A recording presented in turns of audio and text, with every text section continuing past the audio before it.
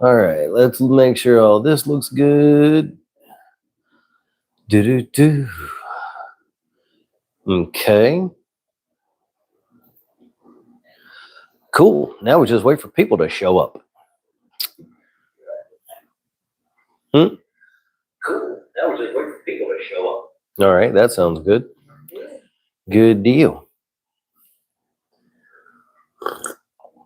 I got coffee. I got coffee. Coffee makes me happy. Oh, it says one. I think that's probably you, though. Yep. Okay. Hey, there we go. Kelly's in here. How's it going? Happy to see you. Very nice. You're the first person in the stream other than my man. I'm tired already. Jeez, this is not good. Sean, what's going on, my friend? Happy to see you here. Thank you so much for your contributions to the group as well. Chris, how's it going? We're just getting this thing kicked off. Coffee's still hot. Cheyenne is here. Biminiker. I don't know. Anyway, hey, what's going on, everybody? Happy to see you guys here. We missed last Sunday's live stream because we were at Reef Retreat. That was freaking amazing. Super awesome. Had a whole lot of fun. Learned a lot of stuff. Talked to a lot of people. It was super cool. I'm going to have some videos coming about some of the stuff that we learned while we were there at Reef Retreat. But I do have to be careful what I say because there were some things that we were not supposed to talk about. So it's going to be pretty cool. Tank recovery is going great. The phosphate as of yesterday afternoon was down to 0.25, which is really good. I need to get it down to like 0.1 or maybe just a little lower than that. So I hit it with another dose of lanthanum chloride yesterday. That took some more stuff out of the water. So we're getting back down to where it needs to be for sure. Kelly's doing good. Normal tank maintenance today, testing. Yep. All that stuff. I do that on Tuesdays now. It used to be Wednesday, but we moved it back a day. We rearranged some things. There's going to be a lot more content coming out here soon. I'm going to bump it up to 2 videos a week. There's going to be my normal educational long form, and then there's going to be a shorter long form that's sort of an off the cuff, sort of unplanned kind of thing. Just whatever I'm seeing happening that week, I'm just going to pick a topic and do like a little 3 or 4 minute kind of thing on it, just off the cuff. And then I'm also about to start releasing a vertical short, like every other day. The shorts and the short long form, I'm not going to tag subscribers so that you guys don't get inundated with notifications. Maybe the short long form I will, but the shorts I'm not going to. So, but yeah, we're gonna be making a lot more content here real soon. We tried to get it done this week, but there was just too much going on, getting caught up from being gone for 5 days. But this next coming week, that's really going to start rolling out. So be on the lookout for that. Cheyenne is 1 month in on the Triton, the MITE program. Very cool. I think you're going to be happy with it. I am doing some testing with my tank right now. There was 73 people in here just now already. Wow, that's really cool. I'm going to be doing some testing on my tank. Okay, so correlation does not equal causation. We all know that. But when I added chromium, cobalt, and nickel to my trace element program, at that same time was when I started seeing some of my hammers not doing as well. So for the next couple of months, the next few bottles, I'm going to not add those. And then after that, if the hammers recover, then I'm going to add them back and see if they go back down again. But I got to get them recovered first. And as of yet, they're alive. They're fine. They're just withdrawn. And so that's a thing. But yeah. Kelly just started the Triton sub, sending the water out tomorrow. Very cool. Yeah, make sure you guys tell Triton in your emails that you heard about that from me. I'm not affiliate, like they're not paying me. I don't make a commission or anything like that, but they are tracking who says that to see, sort of the efficacy of the partnership and whatnot. So let them know. Kimberly says, I've watched all your videos. Very good. I really appreciate that. Psych says, my favorite teacher. Well, thank you very much. I'm very happy to know that I am your favorite. I've been noticing that in the other reef keeping groups over on Facebook that you guys are recommending Reef Rookies with Logan quite a bit. And that's super cool. I don't like to spam those groups. I'm not going to do it. I don't want anybody coming in my group and spamming my group. Actually, you get banned for doing that. So I don't do that there in those other groups. I'll post a video if it directly answers someone's question and it's way too much to type. But other than that, your guys' word of mouth, everything, if you're just talking to people in those other groups, if you want to recommend Reef Rookies, that helps push people to us a lot. So yeah. Let's see what we got going on here. Tatiana says hi. Well, hello. That's going on with my Duncan. I got you. So you got a Duncan that's just a little bit pissed off. Sometimes it just happens. You know, it doesn't necessarily always mean that there's some correlation with some trace element or a macro element. Of course, if they're out of whack, yes, that could be a cause. But like all of my traces and everything are in line. They're right where they should be. So theoretically, that shouldn't be the problem. But I've got to do some digging into it and see. But also, I don't have a lab like set up. So there could be other factors. Even if I do that and it shows an indication that it happened, there could still be other factors at play, you know. I've had 3 people join that I know personally here in Kentucky. Very cool. Yeah, it's a good program. It is expensive for sure, but I think it's worth it. Tatiana is going into the 8th grade in August. Well, congratulations on getting finished with the 7th grade. That is an achievement that you should be proud of. 8th grade is, it could be a lot of fun for you. And it's nice to see young people back, interested in the hobby and participating in these kinds of things. You guys are the future of reef keeping, so we need to teach you everything that we can. Dwight says, let's see, I have a 20-gallon cube tank right now, but I want to upgrade to a 40. I'm in the UK and every marine tank, 3,000 pound minimum. Could I set up a freshwater tank and add a Oh yeah, absolutely. The marine tank, there's nothing different about the aquarium itself other than how it's set up. So most of the time, marine tanks, quote unquote, are going to be like all-in-one tanks where the filtration's in the back, or they're going to have a sump or something like that. They're all just glass boxes. I have 1, 2, 3, 4 aquariums set up right now that are just like glass boxes, and they're either drilled with an overflow or they're not. They're not marine tanks. You definitely don't have to go crazy. Now, running a canister filter, that's a little bit different than running a sump. Of course, you're going to want to do your research there and know what you're getting yourself into. You're going to want to keep that thing clean it every week. But yeah, don't get caught up in the whole marine aquarium hype. Some of them have what's called Starfire glass. It's a low iron content glass, and they're a little bit clearer, but it's kind of like looking at TVs when you're at the store and you're looking at the TVs and they're all up on the wall, right? You can see the difference in color between them. But when you get one of them home, it's the most amazing thing you've ever seen, and you don't have anything to compare it to. Aquariums are the same way. You're never really going to notice the difference between a Starfire and a low iron glass when it's at your house, unless you're specifically looking for it, So yeah, either way, I would just say, get what you can afford and what your budget will allow.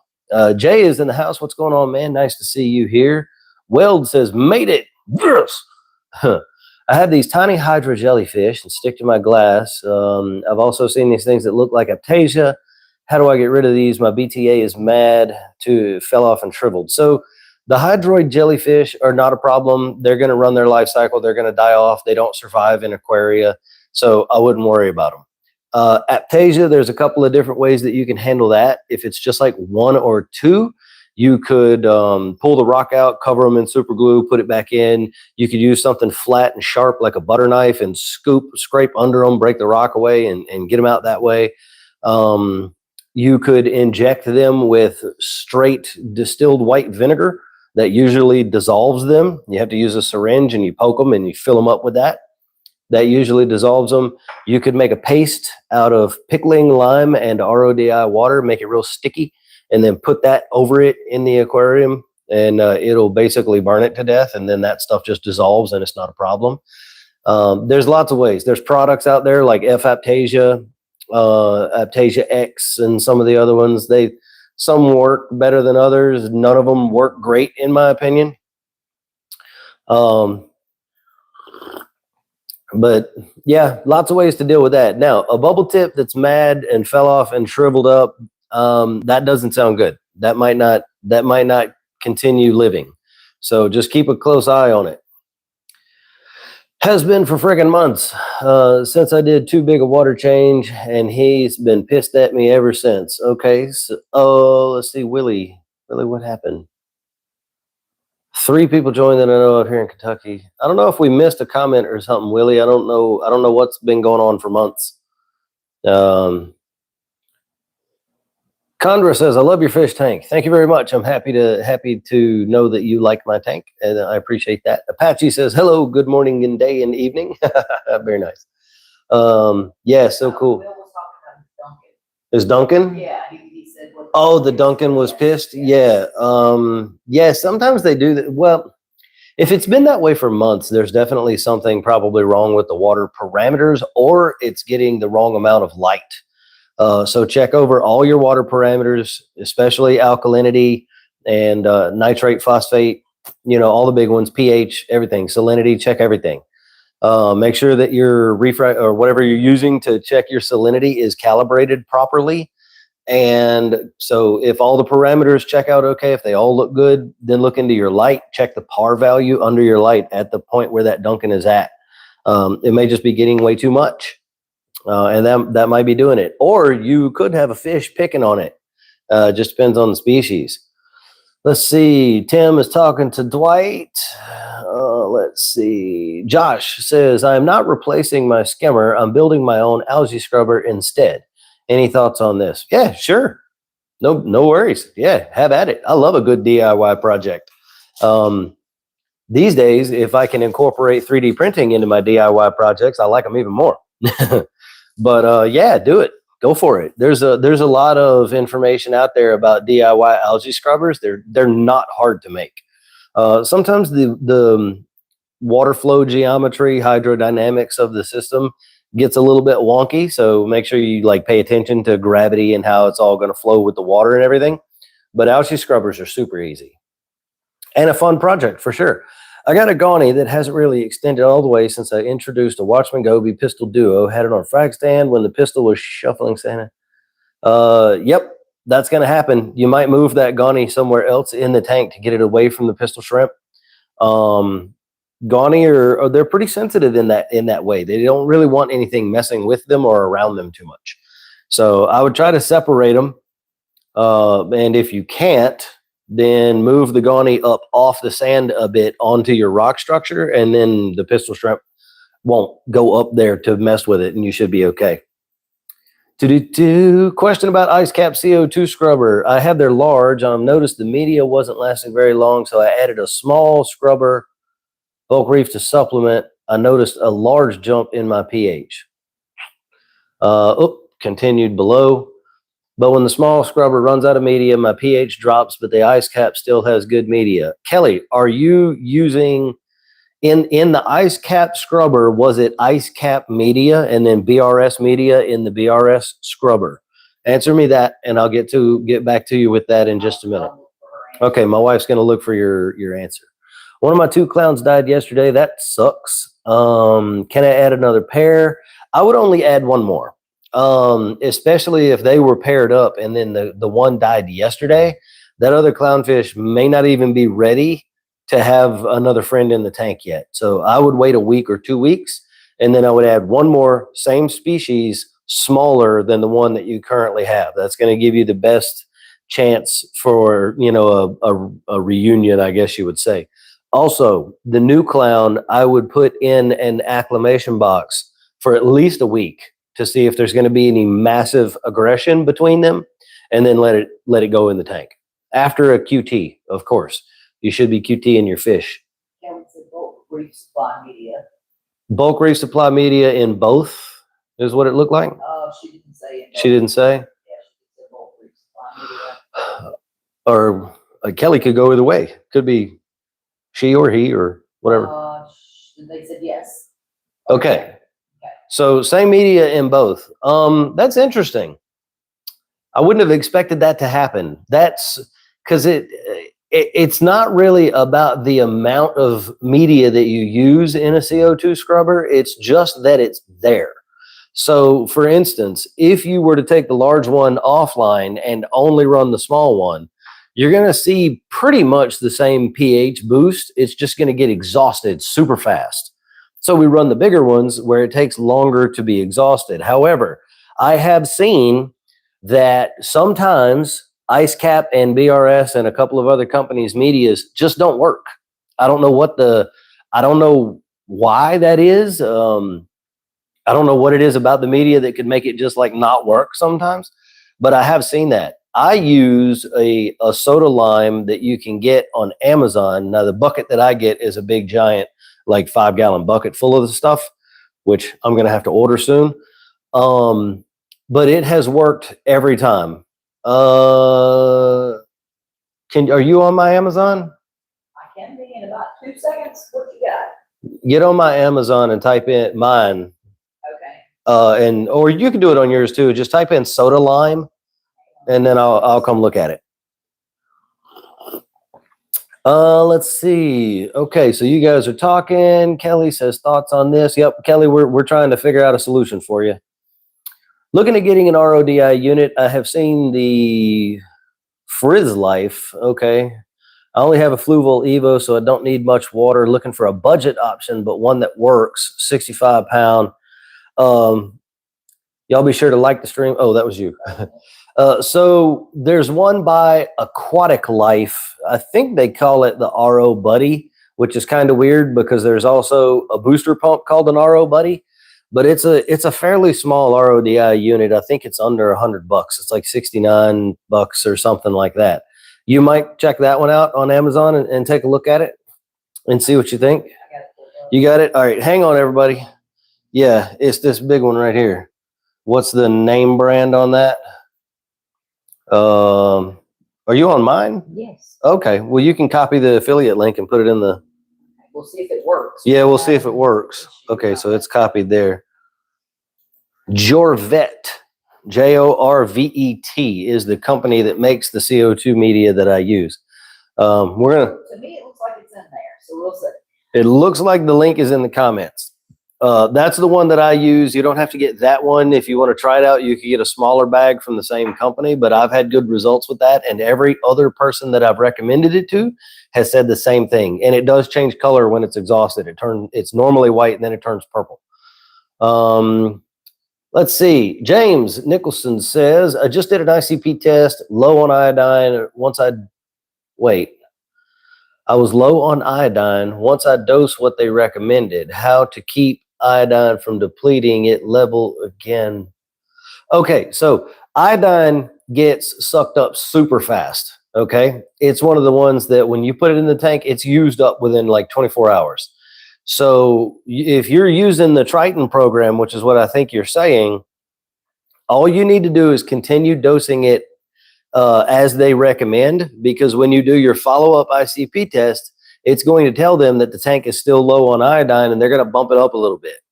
And what they're trying to do is get just a very slight amount of bioavailable iodine in the tank all the time.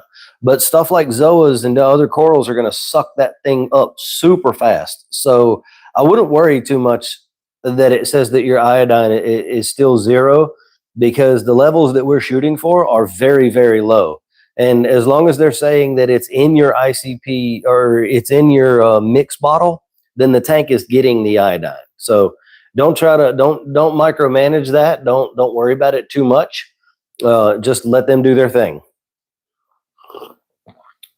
Good morning, everybody. Mathis, how's it going, everybody? Connie's here. Nice to see you. Weld said Redbeard's Reef. Wait, is that me or I think there's somebody else called that goes by that name. Yeah. What are your thoughts on algae scrubber in the sump area? Love it. Do it. No question about it. Do you run Kalkwasser? No, I do not run Kalkwasser. I was considering it, but I'm probably going to go with the Triton Core 7 method of dosing calcium, magnesium, and alkalinity. It's a 4-part program. calcium, magnesium, and then there's 2 alkalinity components. So you need a 4-head doser for it.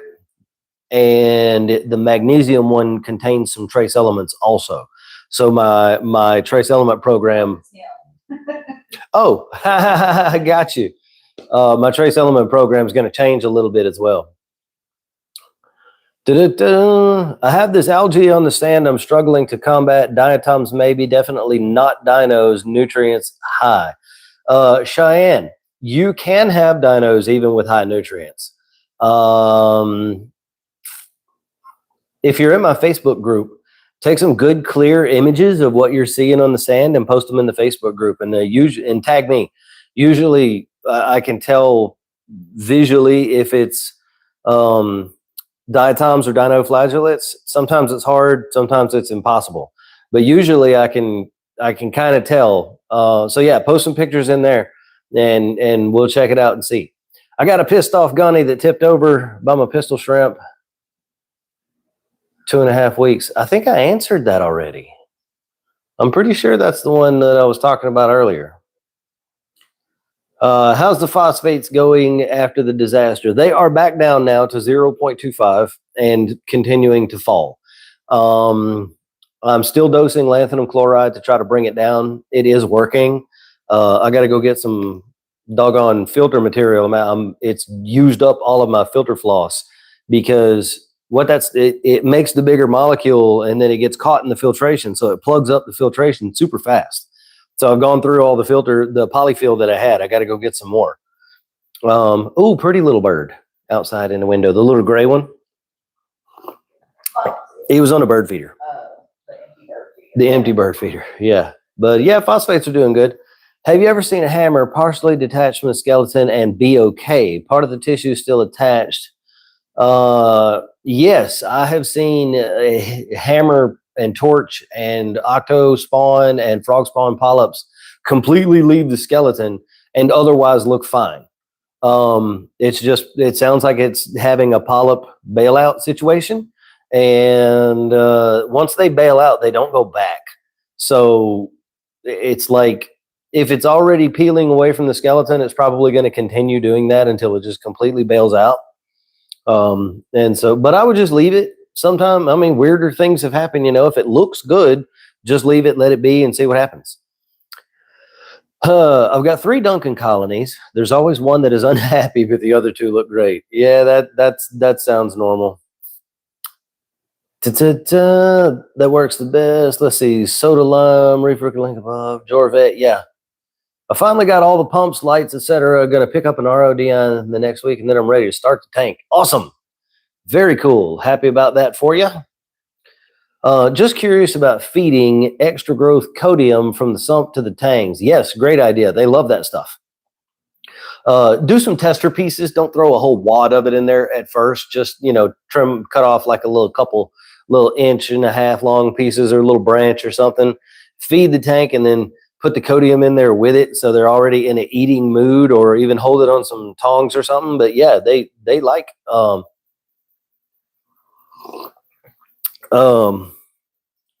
they like codium. That's where my brain was going. Can't click the link. YouTube is being stupid with that. We keep saying that we're going to try to figure it out, and we can't figure it out. So yeah, the soda lime. The name of the company is JORVET. Jorvet. Question on a product and your thoughts on the true viability of it. It's called Reef. I can't see it.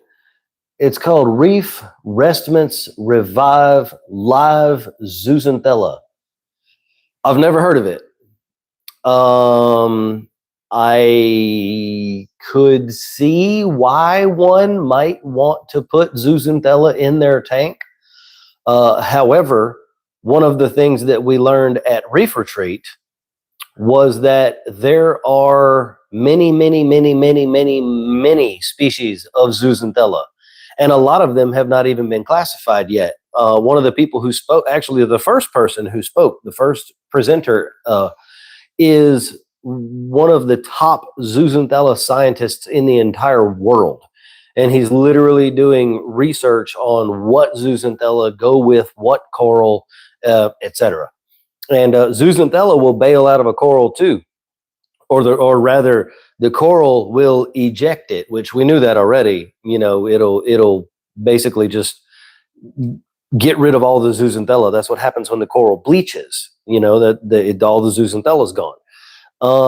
But as far as like adding it to the tank, I can't say if that's good or not. It may not even be a species that would be beneficial to the aquarium. You might be just dumping in extra nutrients. It's hard to say. I think what happens is companies will find a single species of something that exists in our tank, and then they will figure out how they can culture that species, and then they mass market it as a, here's some zooxanthella booster for your tank. And it might not even be a good thing. There's just not enough research on it to know. So I would be wary of doing it. I'm sure they've run their testing and their, you know, trial and error phase and all of that stuff. At least I would hope that they have. But yeah, I don't know. Ginger says, can we talk pods? Sure. And a feeding routine for them. If you want to feed your copepods, if you're talking about in your tank, then you can just dose live phytoplankton. Make sure that it is live phyto, not dead phyto, not powdered phyto or anything like that. You want to get living phytoplankton. And you just put some in the tank every day. That's all you have to do. Nothing special. If it's a copepod culture where you're growing copepods, then you basically do the same thing, but you use a lot more phyto. That water should be tinted hazy green. But in your tank, obviously you don't want that. So 1 milliliter per 10 gallons or something like that, every day, every other day, every third day, something like that, it would be fine. You don't have to be exact with it. Just get a little bit in there, and they'll be fine. Most of the time in a mature tank, you don't have to feed the pods at all. There's enough film algae, surface algae, stuff like that they're good to go. But so I wouldn't worry about it too much, but you definitely could put some live phyto in there. It's me. I said it last time, Reds, but can you feed the fish for us? Yeah, I can feed the fish. I'll do that now. That's fine. Let me put my coffee down. Kofi, walk over here for a second.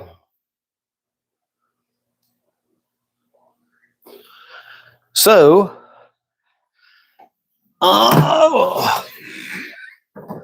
let's get that popped up there. And let's see, what food are we going to go with today? Let's go with the Marine Superior. This is backwards to y'all, but that's the one that I'm using. It's Dimax Marine Superior. It's got algae and stuff in it. That's why it's green right there on the label. It's a really good food.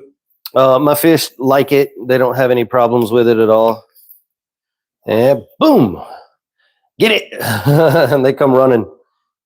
The lawnmower Blenny even comes up to eat this stuff. He doesn't really do a whole lot for, well, or maybe he does. I don't know, because there's no algae in the tank, knock on wood. But there's an orange thingy down at the bottom of the chat. I'm gonna Sean did a $20 Sean, you did not have to do a super sticker, man, but I appreciate it. Thank you very much. If anybody else wants to do that, you certainly can. It helps out. And so, yeah, thank you so much for the support, Sean. I appreciate that, my friend. Okay, the Tangs just decided it was time to go to the bathroom. He goes every time. Yeah, they do. When you feed them, that's just what they do. Let's give a little bit to the firefish and the Watchman Goby, pistol shrimp, and the sea cardinal. And I'm not going to feed them a lot because we might feed them again in a little while. Oh, I need my coffee back. But yeah, cool. What else we got going on here? Nice setup. I've had saltwater tank since '98. Very cool. Thank you so much for joining us. And hey, look, if any of you here right now are not subscribed to the channel, go ahead and hit that button, subscribe to the channel. I drop at least one long form educational video a week. I'm about to ramp that up and be doing more content as well. And if y'all don't know, I have a website, reefrookies.com. there's all kinds of stuff there. Reefing blogs that we do. My 3D prints are there. Links to the Facebook group and the other places where we hang out in the Discord. All that stuff is on the website. There is a support button on there if you so choose to sign up for like a monthly type of support thing. You could do that if you want to. Of course, it's not required. But yeah, so that is available, and I just wanted to throw that out there. I have a frog spot. Oh, wait a minute. There's another. Who did that? Psych. Thank you so much for the super sticker. Psych. I appreciate that. What is that sticker? Oh, I don't know what that little dude is. He's about this big. I can't see. But let's see. Frog spawn, flatworms, dipped it with iodine, and it didn't work. Dipped it again, and now the frog spawn doesn't open all the way.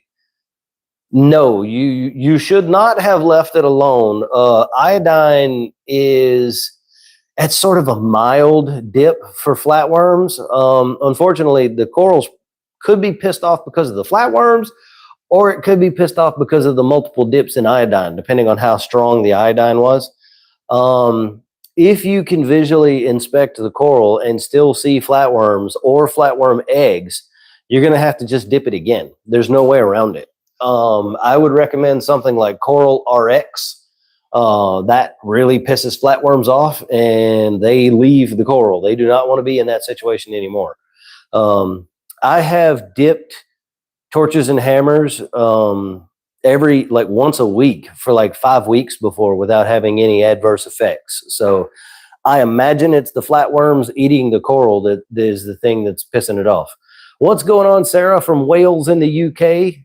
Thank you so much for joining us. Happy to have you here in the stream. Another super sticker came through. Who was that?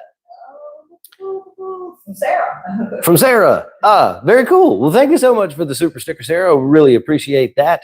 I'm a little behind on the chat, so it's hot in here. I just kicked it down. It was okay. I thought it was just no. It's not you. You might have to turn the temperature up on the AC in the office, or shut that door and turn it off and shut that door. Oh, well, that works too. So yeah, thank you so much for the super stickers, everybody. Oh, hang on a second. We got a Psych joined as a Copepod level membership supporter. Thank you so much, Psych. That really means a lot. That tier is only $1, everyone. And I have 19,000, almost 20,000 subscribers. If everybody went and signed up for $1, y'all don't even know what we could do for the reefing hobby. The guys at Mermaid, I don't know if I can talk about that yet. Yeah, I don't think I can talk about that yet. Anyway, there's some people doing some really cool stuff in the hobby to give back to the community and all that. There's some big things coming, and we want to be a part of that. We want to be able to get to a point where we can do things and give things back. So yeah, everybody go sign up for the $1 tier. Hit the join button. Do you add RODI water to the ice cap CO2 scrubber? So yes, I do. The bottom of that ice cap scrubber is a water chamber. That's what it's there for. So your intake, let's see. Yeah, your skimmer should be connected to the middle port on that ice cap scrubber, because the other one has a tube that goes all the way down into that lower section. So yeah, you can put, a little bit of water in there, just enough to cover the bottom, because that media does work better in a very humid environment. The CO2 just sticks to the media better. So yeah, you can definitely do that for sure. There's something else that just came through as well. Sent Reef Rookies gift membership. Coco sent a gift membership? Yeah, not sure.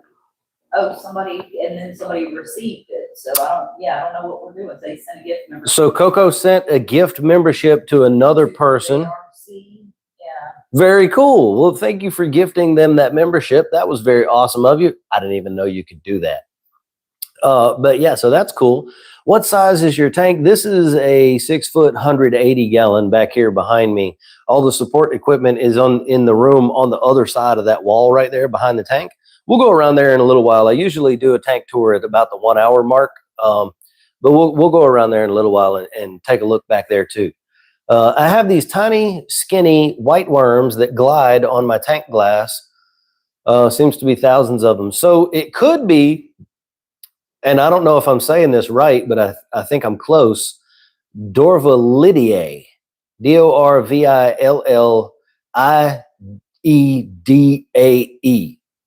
I think. It could be those. If they're like inch or inch and a half, or maybe even 2 inches, it could be those. The other option is just what people call a detritus worm, and they're usually not really a problem. But if you got thousands of them, it could be a situation where your tank is dirtier than it needs to be. 70 members in the live stream right now, everybody. Thank you so much for joining. Not members, 70 participants in the live stream. So thank you.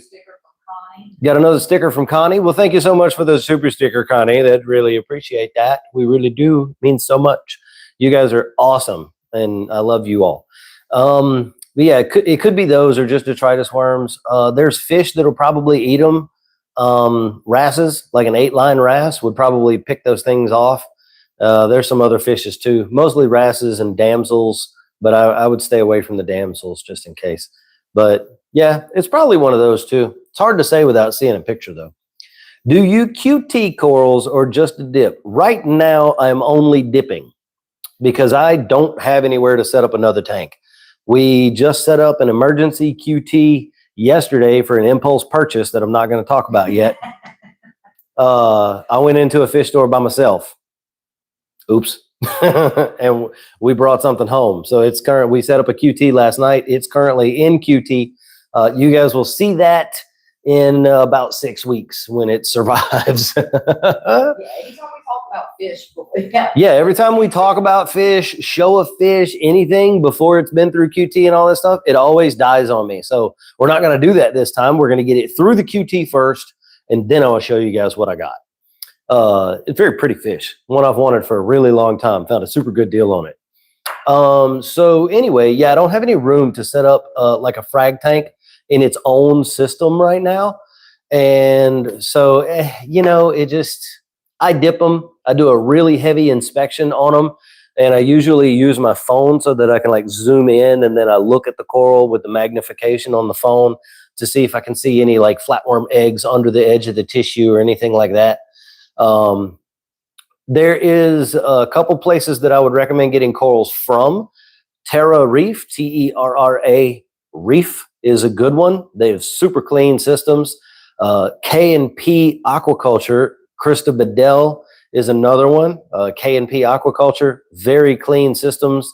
I haven't gotten any corals from K&P, but I know a lot of people who have, and nobody has ever reported any problems with the corals that they've gotten from her. Andrew Hash, Hache. So Andrew Hash Signature Corals on Facebook. It's a Facebook group. You can go to that Facebook group and find him. Now, I will say this. Andrew's my boy. He's local to me. Love him to death. I have corals from his systems. You might get an aptasia. That's nothing against Andrew. It's just most tanks have them. My tank has aptasia in it right now too. Probably came from Andrew. But that's fine. I'm going to take care of those. But you might get an aptasia on a frag. So just do a really good inspection. If you see something like that, just scrape it off. No big deal. But it could happen. How's the wine glass tank? Y'all want to see the wine glass tank? We can go look at the wine glass tank. Hang on. Kelly did a sticker. Kelly did a what? Kelly did a sticker as well. No, Kelly did a super chat. That's different. He said, I remember your wife made a post on Facebook about your Southern twang. Actually, you made that. Yeah, I made the post about that. She has you beat. Look, I own it. Well, thank you so much for the super chat. That's absolutely amazing. I appreciate that. I agree with you. So let me put my coffee down. We'll go. You know what? I'm tired of taking this thing on. No, I'll just take it off. There we go. So let's flip this around. So if y'all haven't seen it, this is my wine glass tank. It's a 2-foot tall wine glass. It's not the decorative cheap ones that you get at like the home goods stores. This came from a wine making company, and it's like some sort of a crystal glass or something. I don't know. It holds about 3 gallons. It's a Pico tank. It has a little hang on the back filter back there, which has become an algae scrubber, as you can see.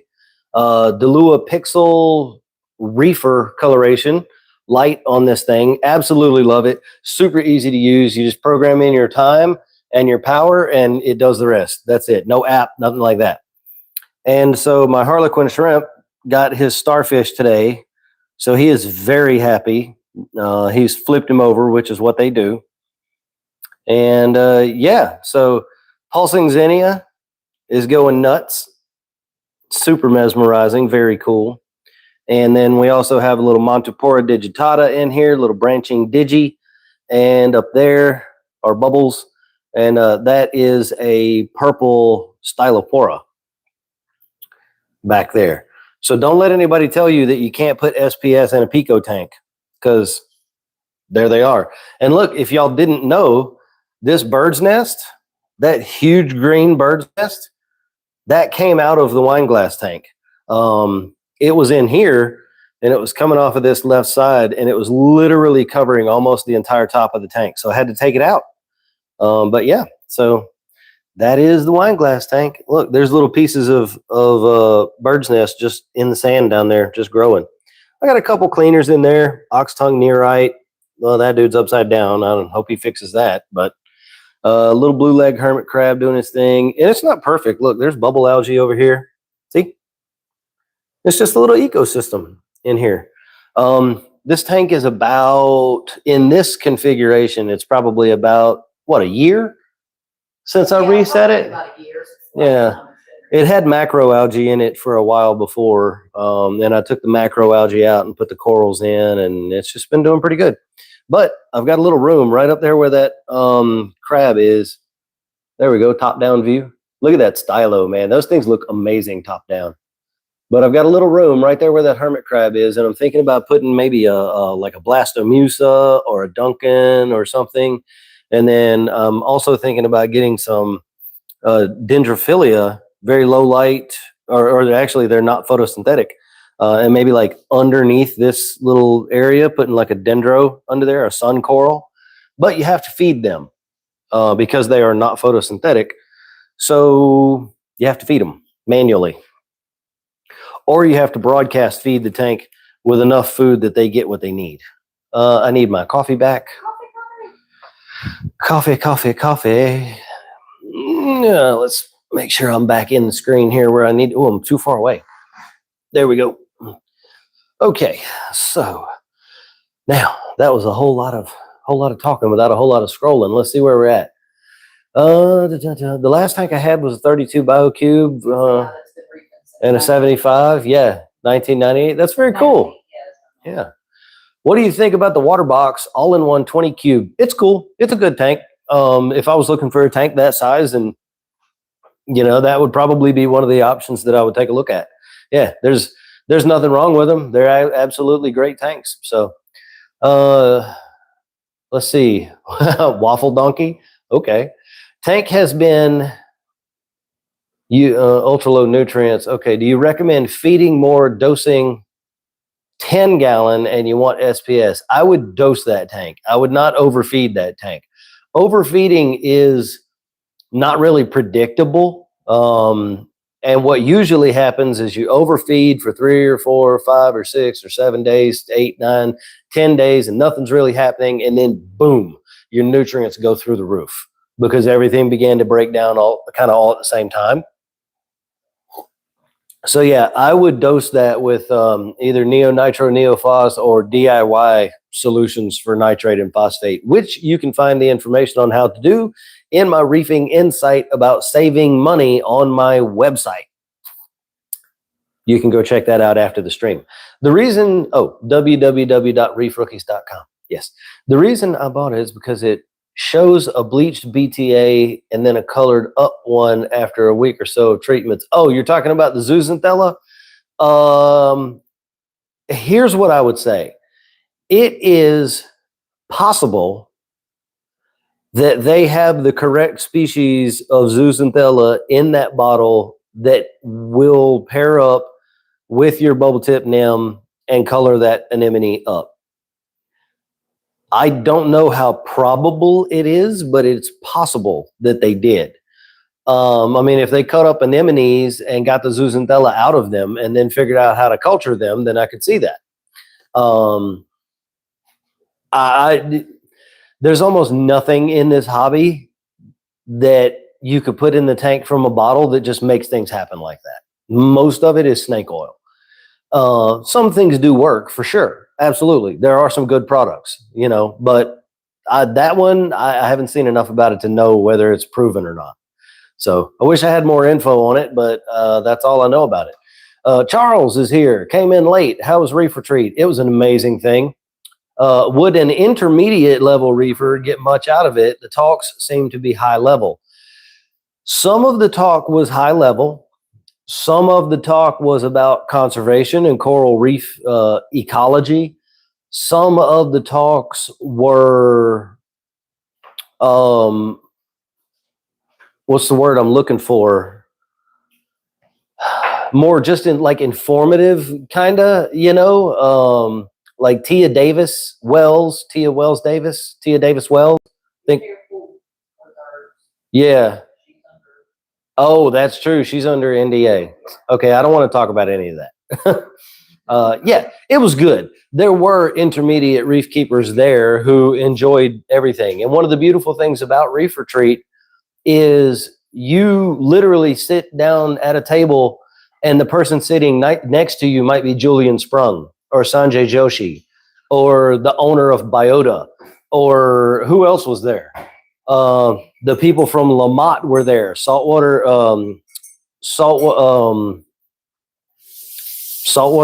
Aquariums. No. Reefs.com. Yeah. Those people, they were there. The people that do Coral Magazine were there. Like all of the big names in the industry. Well, most of them. Some of them anyway. Claude from Fauna Marin was there. The whole team from like a whole 4-person team from Biota was there. The people from Lamont, the Aquaspin, the Spin Touch testing device, they were there. I mean, we literally had meals and got drinks because you're on a college campus and you're staying in the dorms. And so you go to the cafeteria together to eat and you have drinks after. At the end of the day, there's common rooms that you go to. And, you know, there were games that people were playing and stuff like that. You know, the Reef Beef guys, Richard Ross and Ben, you know, they kind of run it with help from the other people. And scientists from the college where we were, Lena Fitzgerald, the person who was really helping kind of put everything together, she is the director of the marine studies laboratory there, where they're like breeding yasha gobies by the thousands and stuff. So I could say that it's really cool to be able to just sit down with those people and just like have coffee and talk to Claude from Fauna Marin, you know, like talk to him about his company and like reef keeping in general. And I shared a coffee and a conversation with the Zooxanthella guy I was telling y'all about a minute ago. And he's like the number 2 top scientist on the planet studying Zooxanthella and coral reef restoration right now. And so that's the thing about Reef Retreat that's amazing. But it's never going to get huge. It's always going to be kept small. So this year there was only like 220 tickets. That was it. And if you didn't get in early, you just didn't get in because there's just not space, you know. And they also want to keep it really tight knit, and just have the top experts in the industry. So it's, I don't know, it's one of those things. It's kind of hard to get in, you know. Is there such a thing as understocking your tank? Yes, absolutely. This tank is somewhat understocked because of the negative space aquascape. I don't have a lot of hiding room for a lot of fish. So I only have like 12 fish in here now. 1, 2, 3, 4, 5, 6, 7, 8, 9, 10, 11, 12. Yes, I was right. So there's only 12 fish and none of them are very big. Now I do have a sailfin tang. He's right there. And I have a fox face and they're going to get pretty big. And the other fish that I got that I'm not going to talk about is he's also going to get pretty big. But yeah, I mean, you could understock a tank for sure. Now, some people run coral only systems. Some people don't like fish. You know, fish are problems is the truth, really. And so they run coral only systems. And in systems like that, you end up having to dose things, either directly dose nitrate and phosphate, or you dose ammonia and maybe even urea to offset the lack of having fish in the tank. And then you also probably you broadcast feed for the corals more, so on and so forth. And that is a really good topic, because that's why you can't just take what someone else is doing and apply it to your tank without the context. Because if I'm running a coral only SPS system, I'm going to run that tank very low nutrient. I'm going to be dosing coral foods. I'm going to be dosing ammonia and urea, because that's the direction that I would choose to go in. And it's going to look very different than how I would care for a mixed reef that has fish in it and all that stuff. So if I have this beautiful SPS tank and you say, hey man, what are you dosing to your tank? I want to do that so my tank looks the same. It's not going to apply. It would be like putting diesel in a gasoline engine or vice versa. It's not going to work the same way. If you did all the same things to a mixed reef that person is doing to that non-fish SPS only tank, you're going to spike the nutrients. They're going to go through the roof, and you're going to end up with algae problems. So just keep that in mind when you see people doing stuff and you want to talk to them about it. Get the context of how their system is set up first. Wow, that was a rant. Feeding time. Thanks. No worries. Yeah, happy to do it. I'm way behind on chat. I'm so far behind you guys. Okay. Bear with me. To keep a mandarin in an 18-gallon tank, I wouldn't keep a mandarin in an 18 really, unless it was one of the ones from biota that was raised eating pellets. And in that case, maybe I would. But 18 gallons is not enough space. You're never going to be able to keep the pod population, even if you're culturing pods, you're never going to be able to keep it high enough for a mandarin. They can eat tens of thousands of pods in a single day. So you could do your culture, you could empty your entire 1 gallon culture out, put all those pods in the aquarium. The next day, they're all gone. I mean, they're really, really, really tiny, but they're very nutritious, especially the nauplii when they have eggs. But it takes hundreds of thousands of them to properly feed a mandarin dragonet.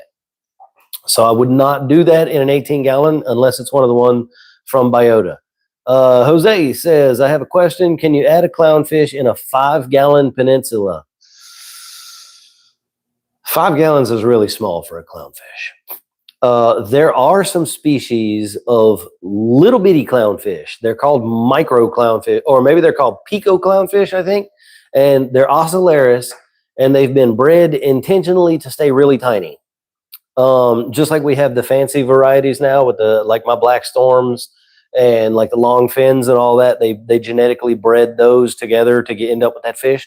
They did the same thing with I think they're called nano clownfish. Mini, yeah. M-I-N-I, mini ocellaris. So take a look at those, because they don't get very big. They took the runt of the litters and they bred the runts together to get more runts, is literally what they did. There's also one called a pink skunk clownfish. I'm guessing I'm just pink skunk clown. That's not a small species. That one's going to get 4 inches or so. Okay. Yeah. Stay under 4 inches. Yeah. Sorry. Yeah. Look at the mini ocellaris if you're going to put clownfish in a 5 gallon. That would be the only ones I would recommend for that. Look at the fish. Oh yeah. When I fed the fish, yeah. Look, they do that when we walk over here. We'll just walk to the tank and they'll all be up here in the corner. Of course, the stupid fox face, he stays up there eating bubbles anyway all the time. I don't know why. It's just what they do. Cool, thanks. Us true rookie topics seem elementary often. Yeah, I mean, it can, but the basics are very important. And the problem is that we have advanced very far in some ways in reef keeping, but there are still some things that are very basic that we don't have a complete understanding of just yet. That a lot of, like just today, just this morning, I saw Salem Clemens post on Facebook, and he put it on Facebook, so I'm sure it's okay to talk about this. He found a special type of copepod that is predatory to Goniopora coral. He found it literally eating the coral. He's got microscopy of it and everything. So nobody, well, at least he and I and nobody in the comments had ever heard of that thing. He just learned about it yesterday or this morning. you know. So there's always, and that's a basic level thing. That's a, you know, copepods are microbiome level stuff. Is there such a thing as, understanding understocking? Okay, I talked about that already. Yeah. Asked it a couple of times. Yeah. Hal says, do you notice a heat issue with the closed top in your aquarium?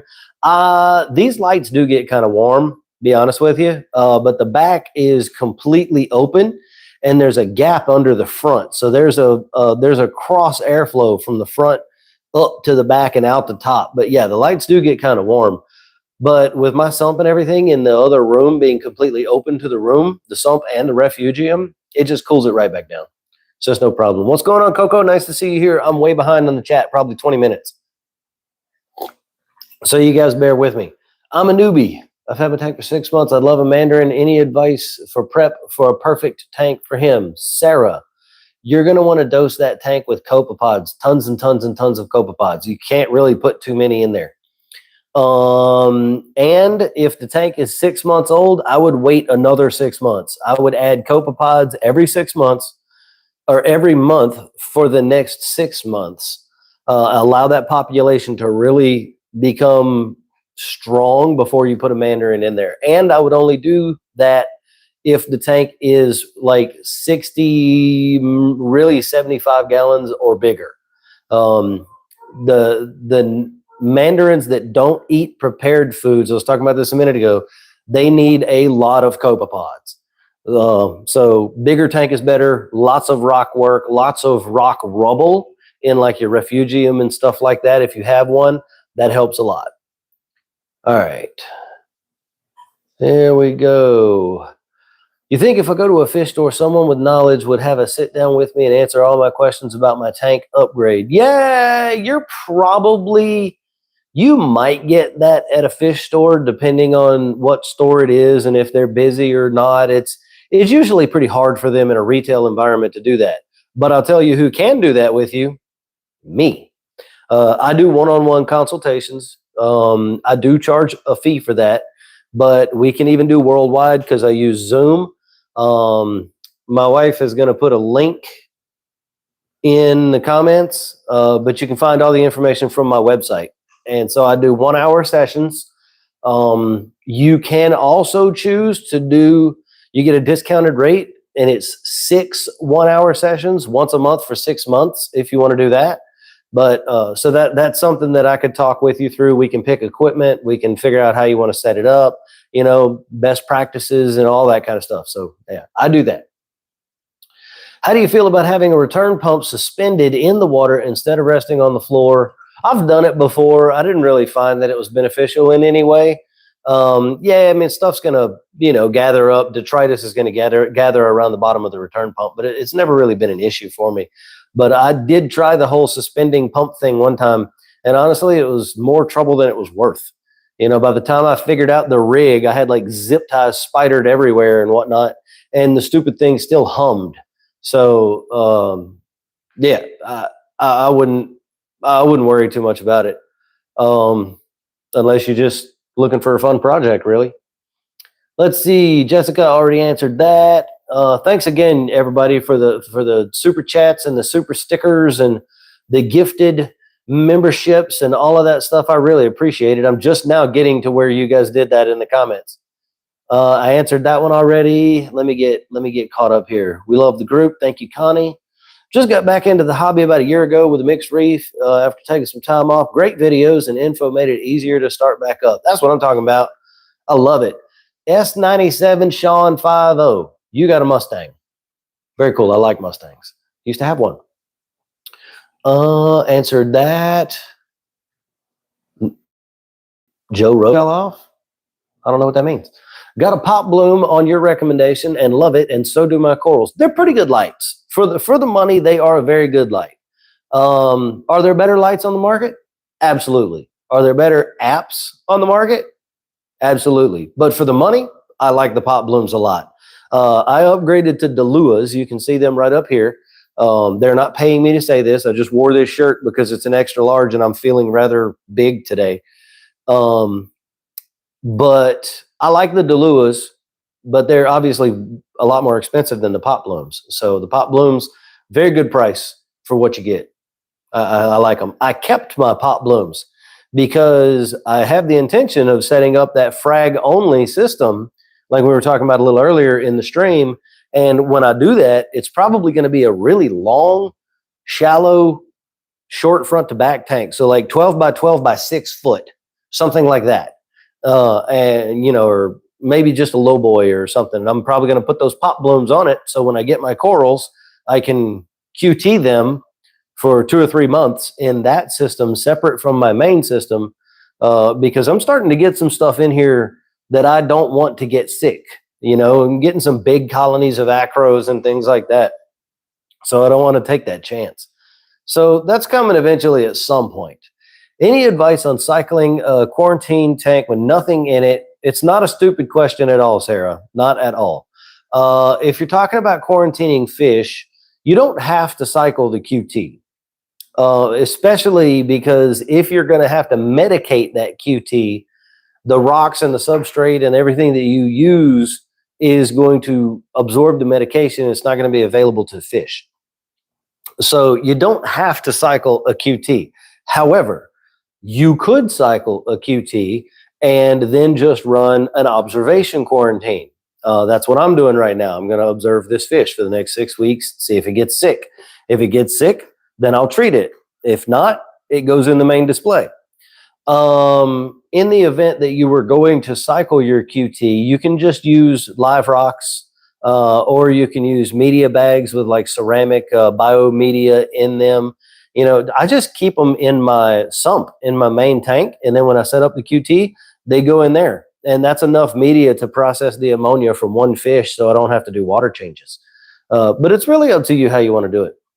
Those tiny worms are like 1 centimeter long, very skinny, small, white. They don't swim, just on the glass. Sounds like detritus worms. I wouldn't worry too much about them. They're probably not going to hurt anything, but you could probably get some fish. Do a little research and find some fish that are going to eat them. Kelly Wilson apparently had a bad experience with SBB corals. I've never heard of them. They will send corals cut yesterday and probably melt. And possibility, that's one of the places or all of 3 of those places I recommend they don't send fresh cut corals. Terra Reef, KMP Aquaculture, and Andrew Hash, all their stuff is always healed before it ships.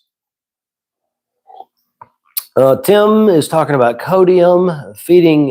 In my response to the codium question, feeding extra growth to the tangs, 2 tangs, and a fox phase. I literally just put some in Nori Clip. The Desert Denny and Gem tangs were absolute velociraptors. They love that stuff. Yeah, it doesn't surprise me at all.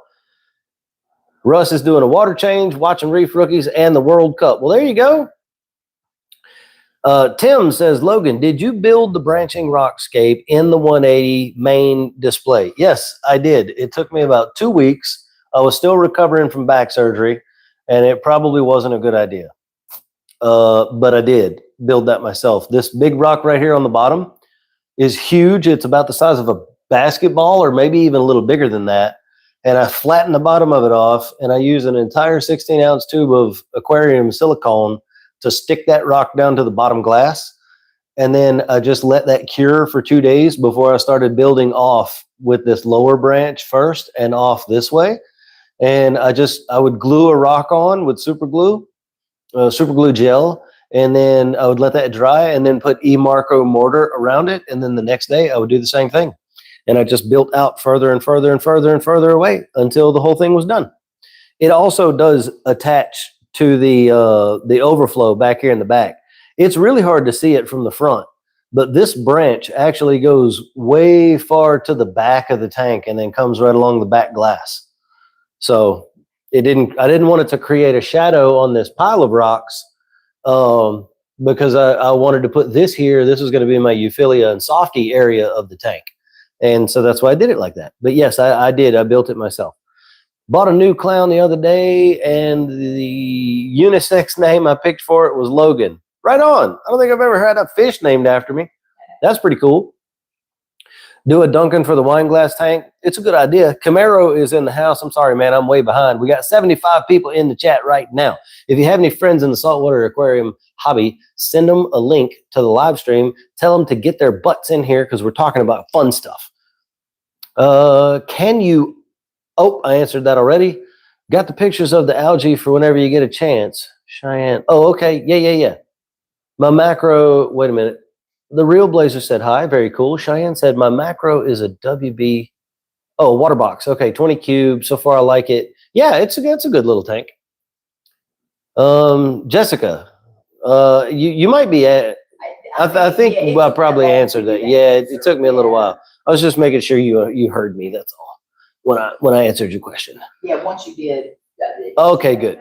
Okay, cool. No worries. My tank has been running now for like a month. When should I start putting fish in it? So you need to verify that the nitrogen cycle is in fact established. Without getting too deep into it, you need to be checking for ammonia, nitrite, and nitrate. And if you don't have fish in the tank yet, you're doing a fish-less nitrogen cycle, so no fish. Man, it's that's a lot for me to answer in stream. I have several videos on the nitrogen cycle on my channel. Just search my channel for nitrogen and you should find them. It's not about time. Time is irrelevant. You have to put the tank through a cycle so that it what is clicking? The pistol shrimp. He was machine gun pistol shrimping. I'm pretty sure that's where it sounded. He was pow, pow, pow, pow. Yeah. So you have to put the tank through a nitrogen cycle so that it establishes this process.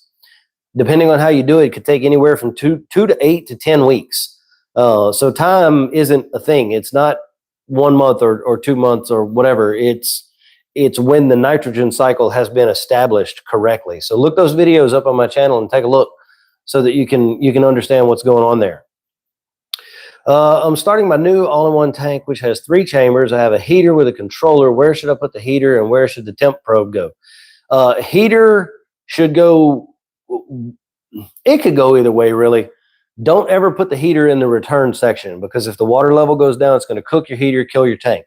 So the heater needs to go in the middle section or in the section with the filter sock, but I don't like doing that either. I don't like anything rubbing up against that hot element. So I usually put my heater in the middle. It doesn't say what size tank.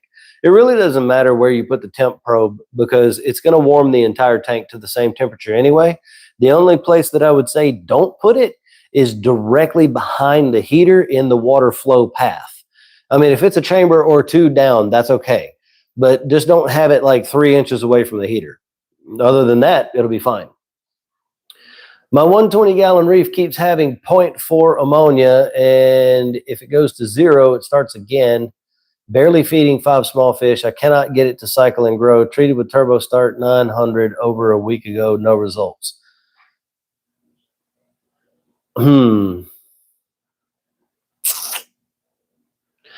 If you are using API test kits, get another test kit. Get a Saltwater or a Red Sea. Track it for a few weeks with that. API can give you false positives on ammonia. They all can, but API does it more than any of the other ones. Probably half the ammonia results people get are false positives with API. Aside from that, the only way you're going to get ammonia in a tank is if something is decaying and turning into ammonia. So if you use live rock in the tank, it could be having a decay die-off sort of ammonia sort of thing where it keeps releasing some die-off and then the ammonia spikes. But I don't know. I'm more inclined to think that you might have a bad test kit. The raccoons are pretty good, Trav. We actually saw him again yesterday, I think it was, and we put some dog food out there for him to eat because he was really cool. But, you know, my dream critter is a cuttlefish. That's a very cool critter for sure. Hamilton says, cheers from Dallas. Awesome. Oh, you already said the raccoon stopped by yesterday. Alberta, cheers from Alberta. Very cool. I only have 7 fish in my 75 most nano, but 1. That's okay. I think you were talking about when we were talking about understocking a tank. Yeah. Thanks for the review of Reef Retreat. It is really great. It's a 3.5 hour drive away. They are going to have it next year. If you're going to try to get tickets, but Fast. oh yeah, you're going to have to be real fast, real fast. Is a coral only tank called a cowler? I've never heard it called that. Let's make it a thing. Coral only tanks are now cowlers, just like fish only with live rock is a fowler. Now we have cowler. Good job, Hal. You will forever be the creator of that. Forgot to close your lid. Indeed, I did. Yes. What are your thoughts on overflows so I can run a sump? Or should I just stick with a canister filter on the 75? I don't like canister filters. I run a sump every chance I can. So much to the point that I won't run a canister filter on my reef tank. I'm not saying you can't. A lot of people do. I personally hate canister filters. So if I can't run a sump, then I just run it with hang on the back equipment. That's it. I don't run a canister filter. The only way that I would run a can is by turning it into a cryptic zone for a tank that had a really high nitrate problem, and I wanted to bring that nitrate down naturally. I would just fill it up with ceramic biomedia and run the flow really, really, really slow. And that would be the only way that I would run a can. But so, yeah, I would definitely run a sump if that's an option. Sump is a must if you want long-term success, in my opinion. Well, I disagree with that completely. It does make things easier for sure. And look, I'm not bashing you or nothing. We can have a conversation. That's why we're here. No, I know thousands of people, not personally, but I've seen thousands of tanks over the decades of doing this that have been beautiful tanks and run 10, 12, 15 years and don't have a sump. It's all about how you care for the tank. One of the nicest tanks that I've ever seen was a 60-gallon breeder, and it had a hang on the back filter, a light, a hang on the back skimmer, a light, and another hang on the back filter on the other side. And that was it. There was no other equipment in the tank other than a heater. And it had been running for like 6 or 7 years. One of the prettiest tanks I've ever seen. It was one of the most mature, just interwoven, intergrown reef tanks that I've ever seen. So I don't think you have to have a sump to find long-term success. I think it makes it easier. Absolutely. But everybody's entitled to their opinion. And if that's what your opinion is, you probably have some reasons for that. And that's cool too. What percentage of saltwater tanks go through the ugly phase? I just have 2 clownfish because I just finished cycling. I wanted to wait until the ugly is gone. I don't really know. It's definitely not been studied, so there's not like a real number. But, you know, I mean, probably 90% of the tanks out there experience some ugly phase, I would guess. You know, a few tanks don't see it. It still happens. It just doesn't get very bad. Baby, I got to get some water. Hang on, everybody. Well, I just wanted to come get some because I'm going to have a cough drop before I have more coffee. Not yet. I'm coming right back, everybody. Bear with me.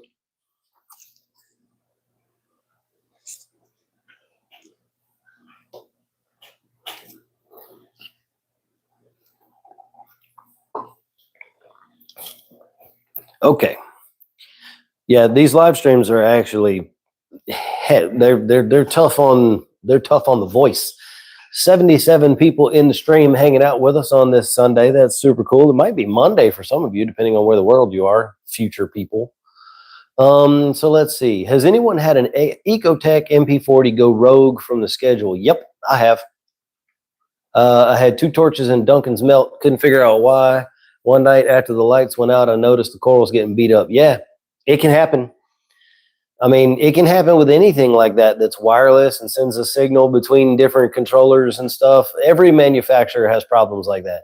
It doesn't matter how much money you spend or if it's a budget piece of equipment. They all do it at some point in different ways.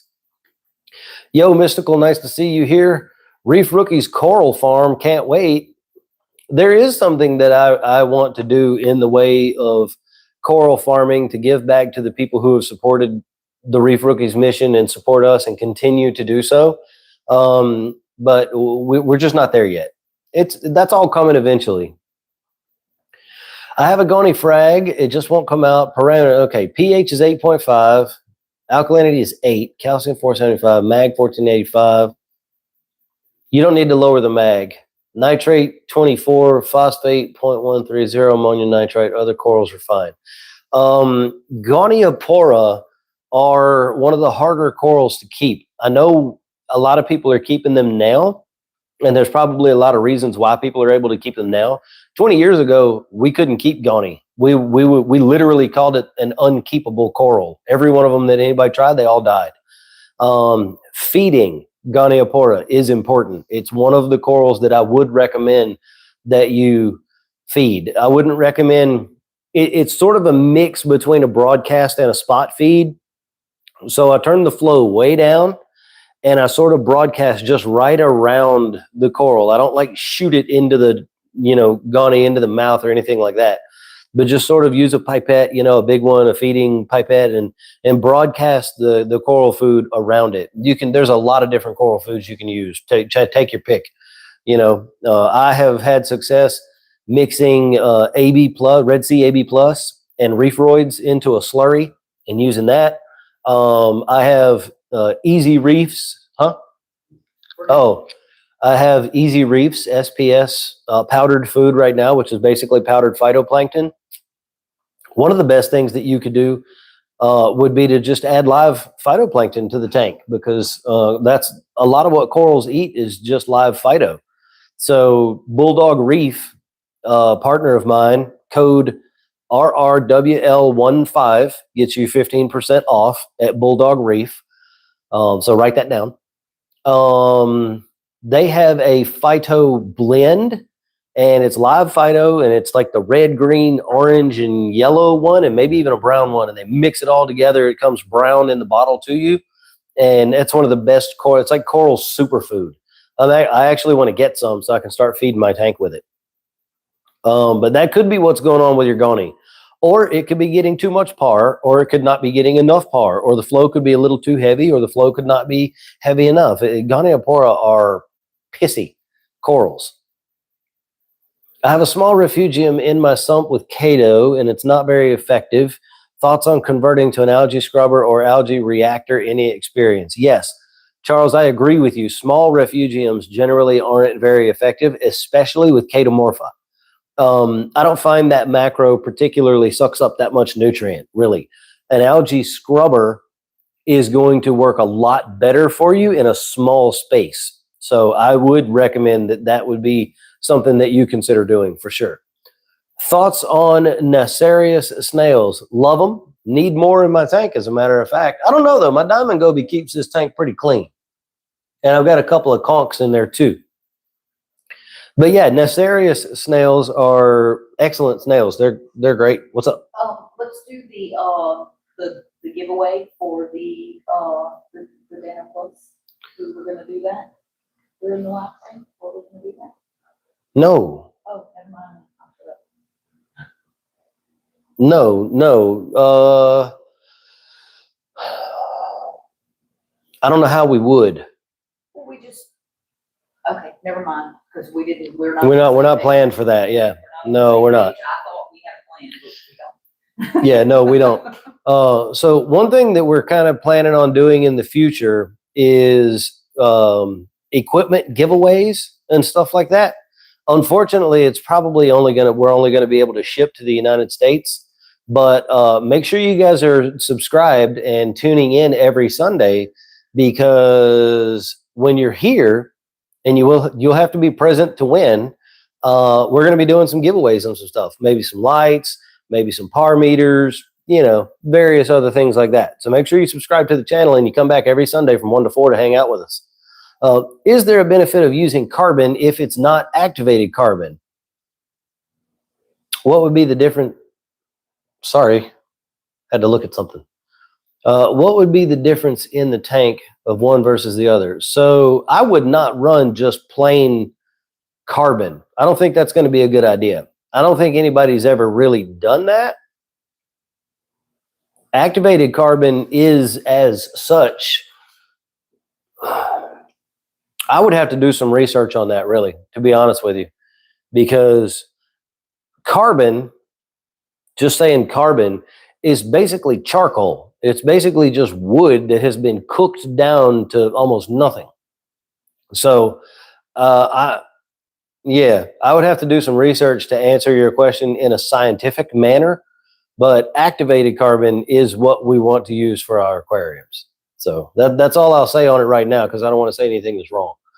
Will live sand help seed dead rock when first setting up a tank? Yes, absolutely. And if you can get it from the ocean, that's even better. Like Tampa Bay Saltwater, Marco Rocks, sometimes Aquabiomics has live sand that also has been DNA tested to make sure it doesn't have anything bad in it. There's a couple other ones. Florida Pets, golfliverock.com, I think is another one maybe. But yes, live sand in a bag, I wouldn't say it's really going to help all that much. Most of what's in there is probably dead. Most of the time, those bags actually have ammonia in them too. And whatever bacteria is left is going to only be on the interior of that sand that has not been exposed to oxygen. So it's going to be anaerobic or anoxic bacteria, which as soon as it's exposed to oxygen, it's going to die and it's not going to be good anyway.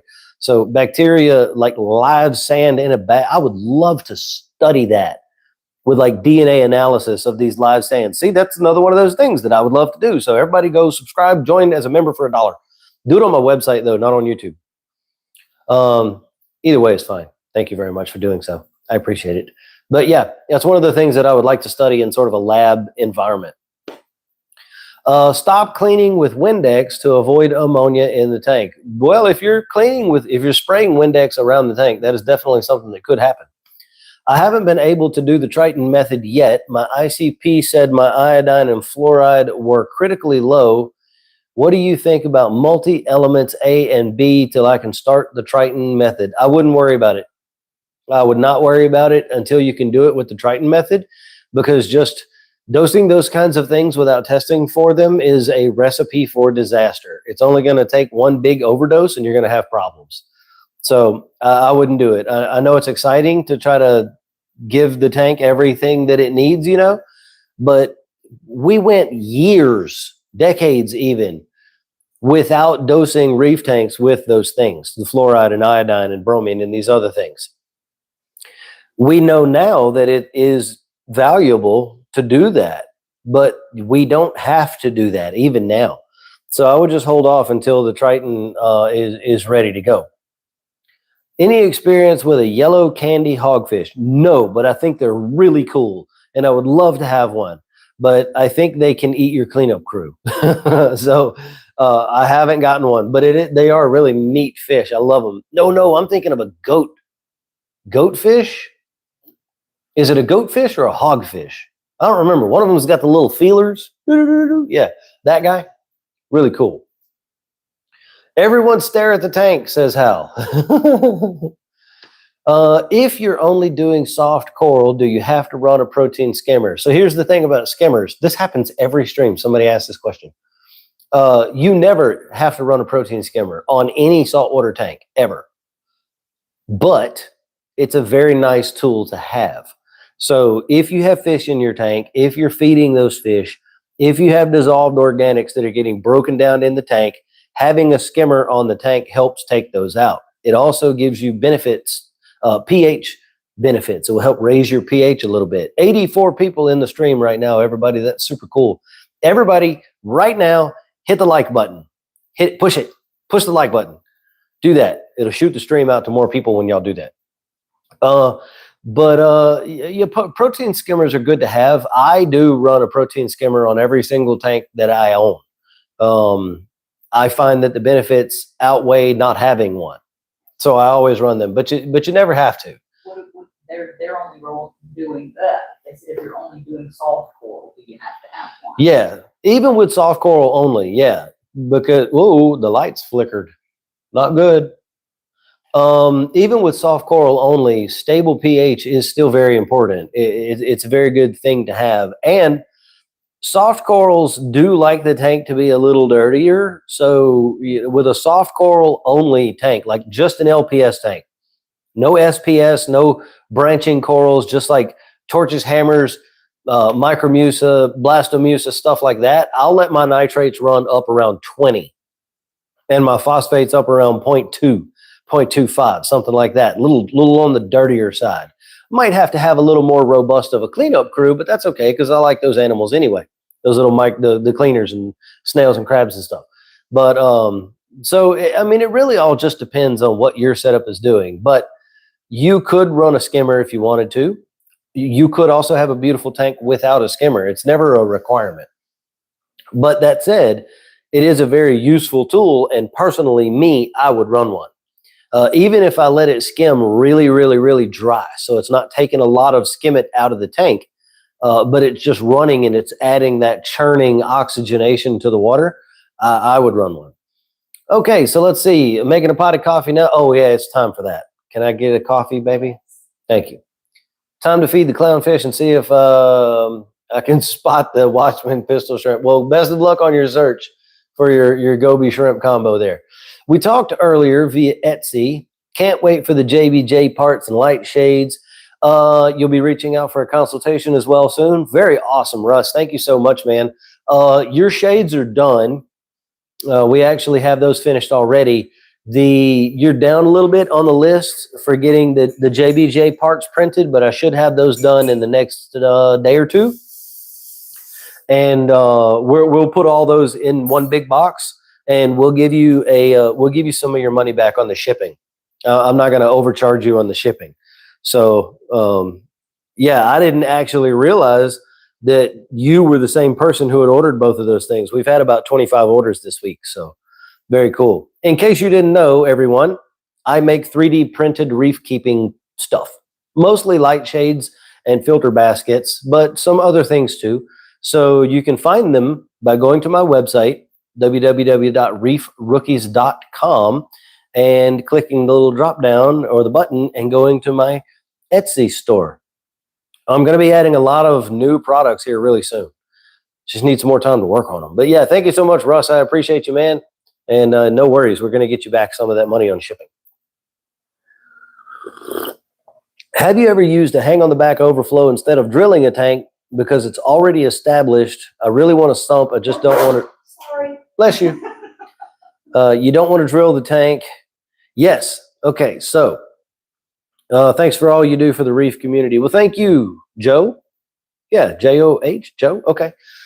Yes. Now, I have never added a hang on the back overflow to an existing tank and looped a sump into the system. However, you could definitely do that. You're going to be adding a lot of water volume, so you're going to have to make up a bunch of new salt water to fill the sump up and make up the difference. Pistol Shrimp said, pow. But yeah, you could. The overflow boxes that I would look at are made, the best ones are made by eShops, ESHOPPS.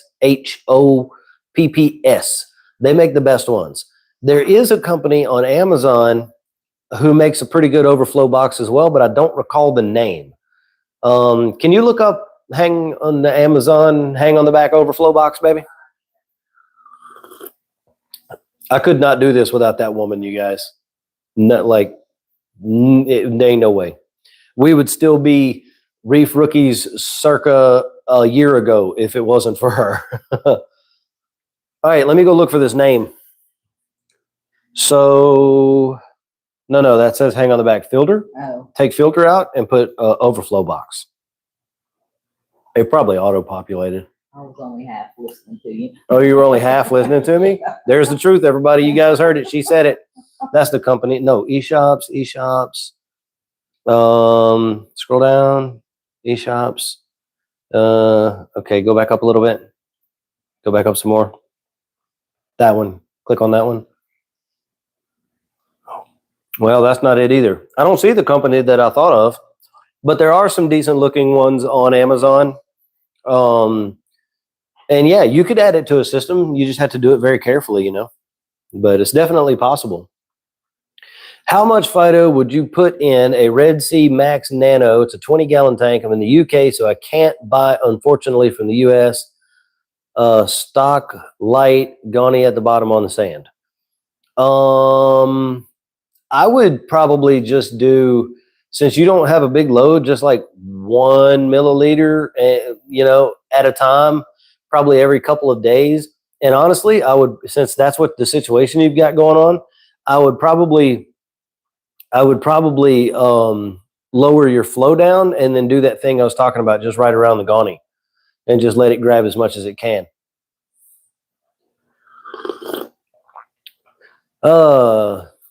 Let's see. Will my Valentino puffer eat my cleaner shrimp if I put saltwater ghost shrimp for him to eat? I have Tigger copepods for him, but I don't think it's enough. It's always a possibility. There's no way to know for sure. That's one of those situations where you just hope that it doesn't happen. That's the best that I can tell you to hope for. What would be a decent fish to snail ratio? The last batch I had, I think I was starved with only 2 fish. So that is a difficult question to answer. I can't really give you any sort of a ratio like that. It's just the thing that you have to feel out. That's a great question. There's no way to quantify that.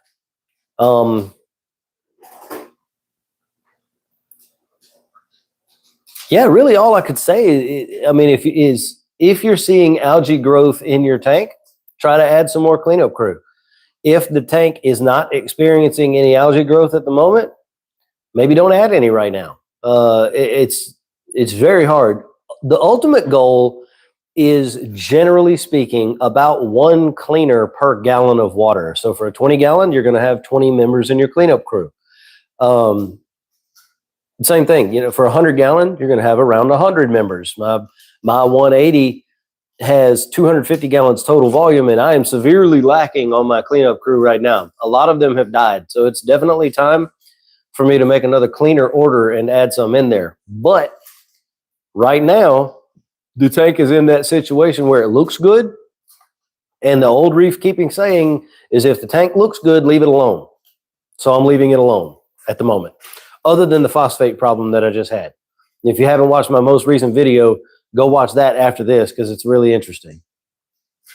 Good afternoon, Dem Dollar. Nice to see you back in the stream. Always nice having you here. Nitrate 25 and phosphate 0.2. That's okay. That's okay. It's a little dirty, but it's okay. Water Bomb wants to know what my opinion on Hannah checkers is. So I think Hannah checkers are a great tool. I think sometimes Hannah checkers are too good of a tool, and they will have people chasing their tail trying to make micro adjustments. With Hannah checkers, you're always going to see a little bit of an ammonia number, like 0.0 something, 4, 5, 6. You're almost always going to see a little bit of a nitrite number, 0.0 something, because they're very sensitive devices. Just because you see that doesn't mean that there's a problem. There's always a trace amount of ammonia and nitrite in the system, because the fish are constantly making waste and it's not been converted yet. My tangs went crazy and pooped all in the tank a minute ago when I fed the tank. So there's probably, 0.1, 0.2 ammonia in my tank right now. I don't know. I'd have to test it, and I'm not going to do that at the moment. But it's always kind of there. So with the Hannah checkers, they're very good, but they can be too good sometimes. What most people run is they will use Hannah for phosphate ultra low range, alkalinity, and magnesium. No, nitrate high range, alkalinity, and phosphate ultra low range. And then they use like Saltwater or Red Sea for all the other stuff. That's what most people do. And in my Etsy store, I print test kit organizers to hold all of your Saltwater test kits or all of your Hannah test kits. And you can mix and match Hannah and Saltwater. So if you have 3 Hannah and 4 Saltwater, I can put that in one tray for you. Just a shameless plug for my 3D print store. Any way to get a lot of scratches out of a glass tank? Oof. Not very easily. You can buff and polish glass, but it's not an easy process, and you can't do it while the tank is set up. You have to tear the tank down, polish the glass, and then set the tank back up again. So if you have that situation, my recommendation would be to get a new tank, swap everything over to the new tank. You're going to spend less money, less time, and less aggravation doing it that way than trying to buff a glass tank. It's not a fun time. It's a lot of work.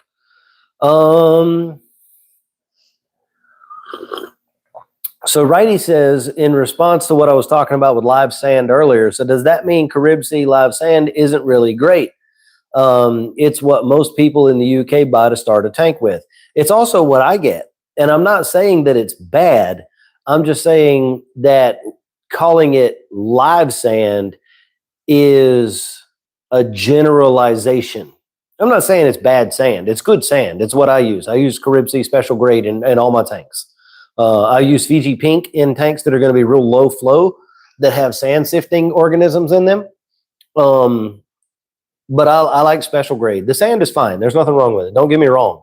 And I'm not saying that it's not live, but how alive is it is a question that I think we need to answer in the hobby. You know what I mean? So anyway, yeah, it's good sand. It's just fine. It's my favorite one. I'm using the Tampa Bay saltwater live sand and rock with dead rock. Currently, I'm experiencing an ugly phase on the Marco rock. There are brown slime algae everywhere. Any suggestions on reducing the ugly phase? Hydro, it's going to depend on what organisms you have that are causing your uglies right now. Brown slime sounds like dinoflagellates maybe, or it could be cyanobacteria. Take some really clear pictures of what you're seeing with your phone, like right up against the glass on the tank, and make a thread in my Facebook group. It's called Reef Rookies with Logan. It's a private group. You can get there from my website, reefrookies.com, and post those pictures. Tag me. I will try to take a look at it and see what I can see. See if I can give you any advice. Moondog, cool name, says, what should I expect TDS from my RO membrane? Is 6 TDS normal before it goes to the DI? Yeah, that's not bad. You're always going to have a little bit of TDS after the RO membrane, because the only way you can get 0 TDS with RO membrane only is to stack a bunch of them back to back, usually half a dozen. So with just having the one RO membrane, there's always going to be a little bit of something coming through on the back end, and I wouldn't worry about it. As long as you're getting 0 after the DI on the outflow going to the tank, you're good. Let's see. Question. Why does everyone say that nitrites are bad in saltwater when really nitrites don't affect saltwater fish or coral unless hundreds of ppm? That is a great question, Cody. I am impressed and glad that you have done the research to find out that the nitrites are in fact not toxic in marine environments, unlike freshwater where they are lethal. So here's the thing. The chemical composition of saltwater inhibits the nitrite toxicity mechanism in fish. Now, corals don't give a damn at all anyway, because when they uptake nitrates, they convert it reverse backwards into nitrite and then into ammonia before they use it. So they don't care anyway. But as far as the fish are concerned, the toxicity mechanism isn't there. It doesn't work. The saltwater stops it. And the reason that people still say that nitrite is bad, quote unquote, is because the presence of excess nitrite, 0.5 and on up, is an indicator that the nitrogen cycle hasn't completely established yet. So when you have the cycle fully established and working as it should, you should never see more than 0.0 something nitrite. If you hit that 0.1, 0.2, 0.3, especially any more than that, it's letting you know that your nitrogen cycle bacteria, which one is it? Nitrosomonas? There's 2 of them, Nitrosomonas and Nitrobacter, and I can't ever remember which one comes first. but it's an indicator that the bacteria responsible for converting nitrite to nitrate are not sufficient in population for the size of the tank or the bioload in the tank yet. So that's the only reason that it would be considered bad. You know, it's just an indicator that your tank is still establishing the population of bacteria that it needs. Also, many people don't understand that nitrite is not toxic in marine aquaria. So they brought that information over from freshwater that nitrites are toxic to fish, and it just doesn't apply in marine. So there's still that huge misconception in the hobby that it is toxic. I have this conversation at least twice a week, you know, talking to people about nitrites in saltwater. And I want to go into it deeper. I've read it once, but I didn't retain all the information. If you Google this phrase, nitrite not toxic in reef keeping, you should be able to find an article that was written by Randy Holmes Farley on reefkeeping.com, and he breaks down the science, the chemistry and the science of why nitrite is not toxic in the marine environment. So you can go find that, read through it, look it up, and all of that stuff. Connie says, "Are you printing frag rocks?" Not yet. Not yet. It's something I want to do, though. Ozark says, "How many gallons of live rock per gallon are recommended?" So I don't like using that sort of ratio because live rock can come in very different densities. So I have had live rock the size of a basketball before that only weighed a couple pounds because it was super porous. It was very lightweight, but it was huge. And also on the flip side of that, I have had very, very, very dense live rock. It was really small pieces, but you know, in just a piece in your hand would weigh 5 or 6 pounds. So I don't like using that pounds of live rock per gallon. What I would tell you is add sufficient live rock to your tank that you can build a structure that you're happy with. If there's a deficiency in the amount of biological surface area that you have, you can add it in other ways. You can add a refugium, you could put ceramic rings in there, you could add rock rubble in the back corners of the tank, etc. There's lots of different ways that you could do it. I have a negative space aquascape in my tank. So the only rocks that are touching the sand are this big one here, there's a couple of little ones back there, and this pile of rocks here. You know, everything else is up here, and there's really not a lot of hiding room for fish. But this is a 180-gallon tank, and this is about 150 pounds of rock, give or take. So I hope that helps. Basically, just go visual. Build your rock structure however you want it to look. Run about a 1.5-inch sand bed or something like that. You're going to be good. It's not a huge thing.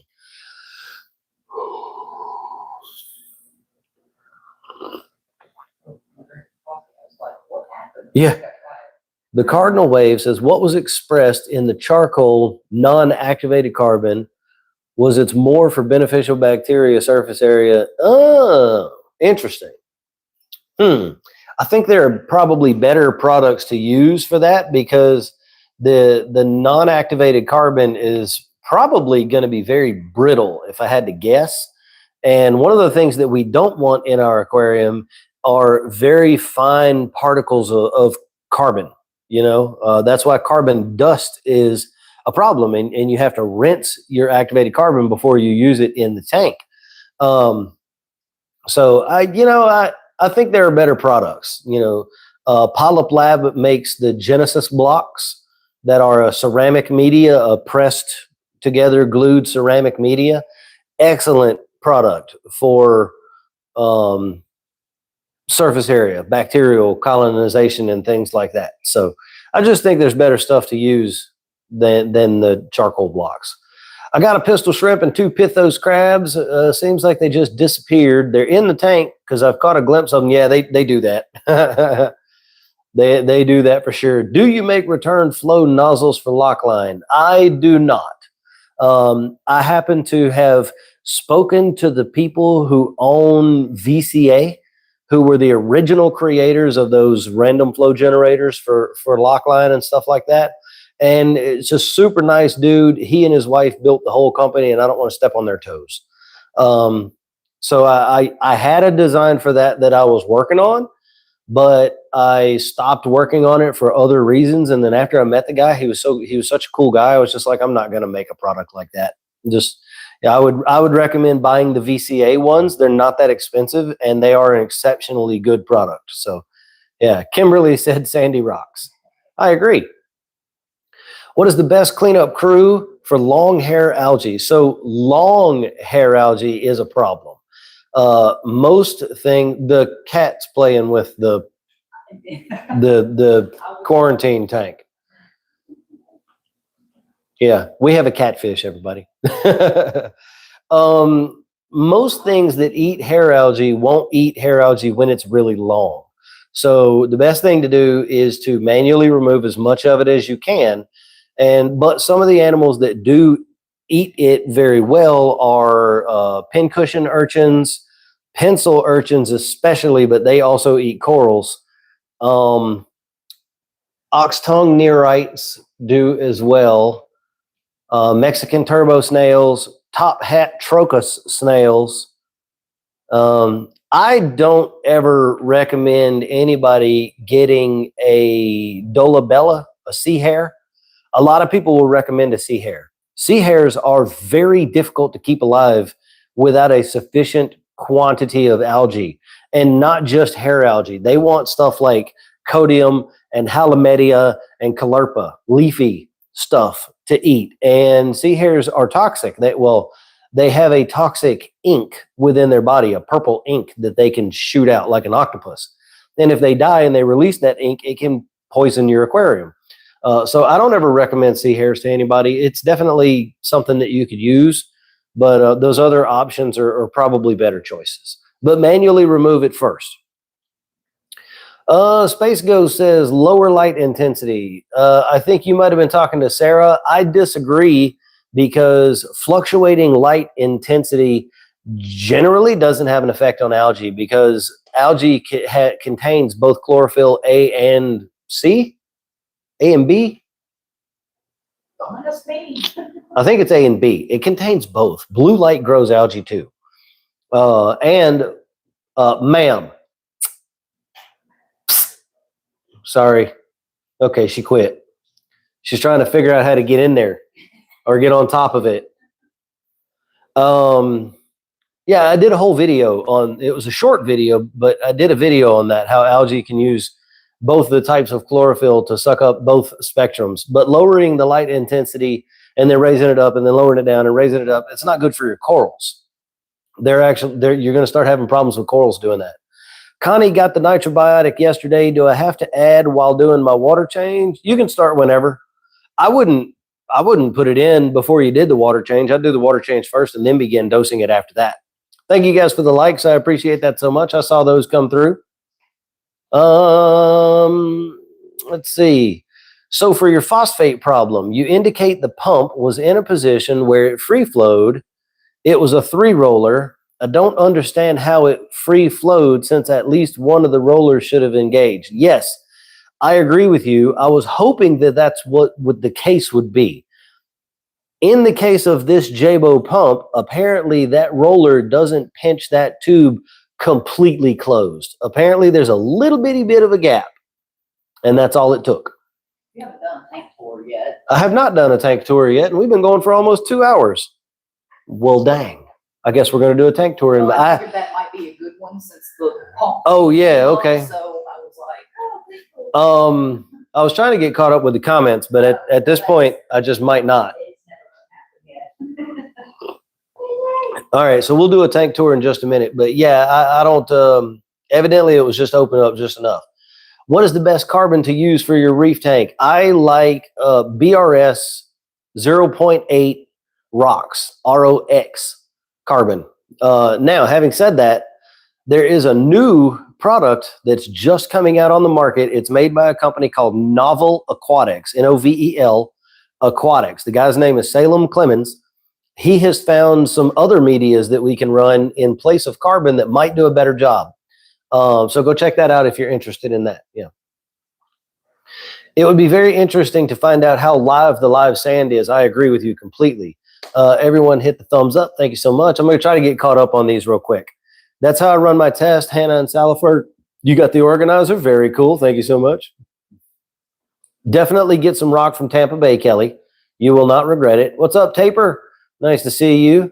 Cody says about the nitrite thing. That's how I found out. I definitely got schooled in your group because I as well just assumed it was toxic. Yeah, and that's the beauty of reef keeping, man. We all got to learn. There's so much to learn. There's always something new to learn.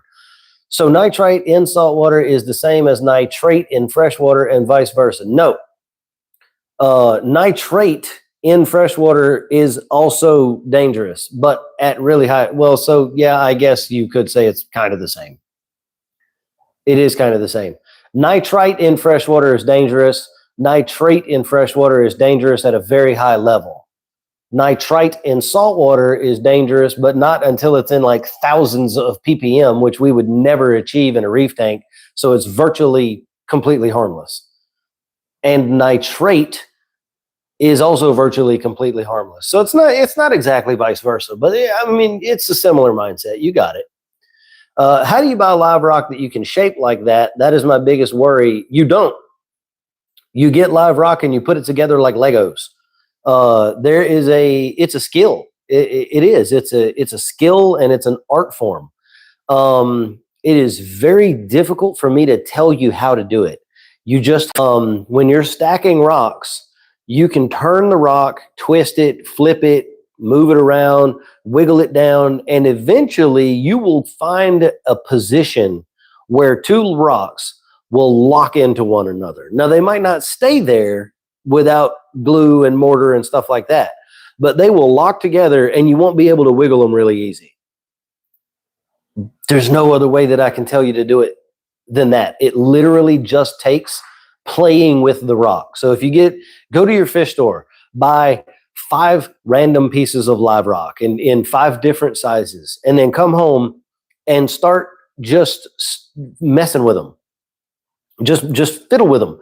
Put 2 rocks on your table on a towel, take a third rock and try to make an arch with those 3 rocks and flip it, turn the other ones on the bottom, flip them around backwards, flip them, do this, do that, whatever. Eventually, you're going to find a position where those 3 rocks are sort of locked together and they're fairly stable.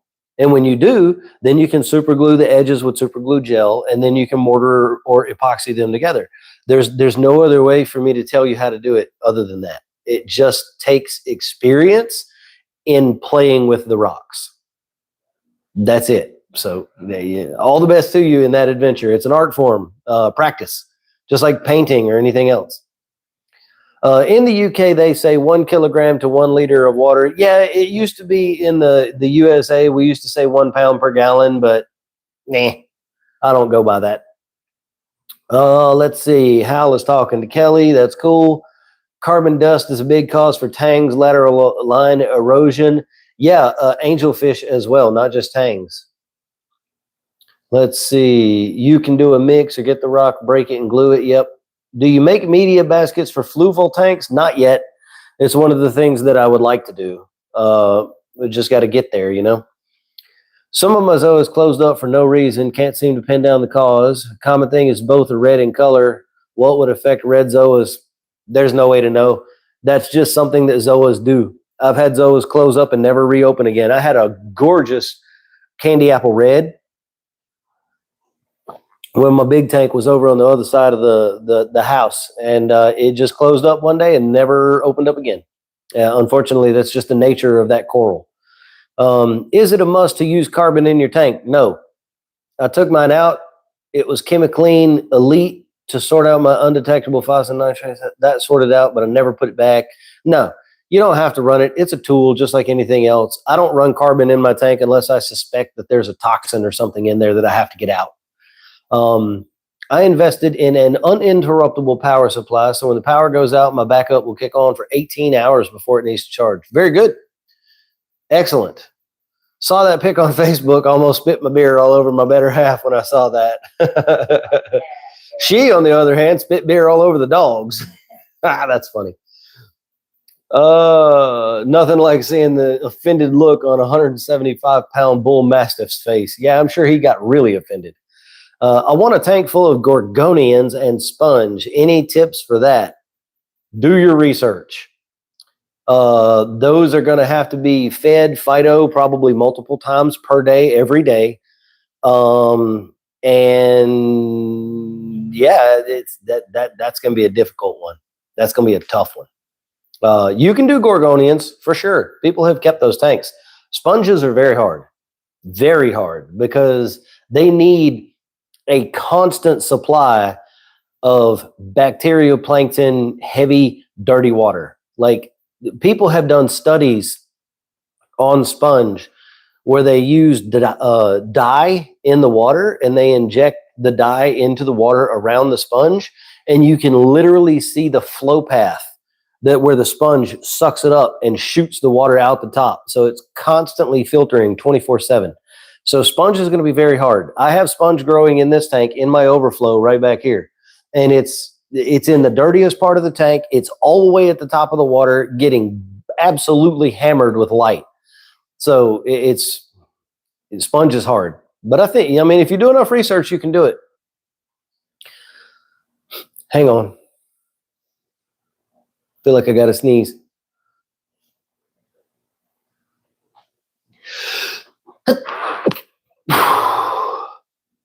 Hope I didn't just blow your guys' eardrums out. Kimberly said, who could I tag in your group that could tell me for sure if I have a whelk or a Nacerius Somerset? That's a difficult one. I can't ever remember exactly the way that you tell, but Hal and I both said maybe Krista. You said Krista. Oh, yeah. Hey, I'm caught up. Cool. It's 2 hours in. It's time to do a tank tour. We've lost a few people. I guess they got bored with the technical talk. Oh, they're back. Never mind. Let me put my coffee down and get this right quick, and we'll do a tank. We'll do all the tanks tour except one.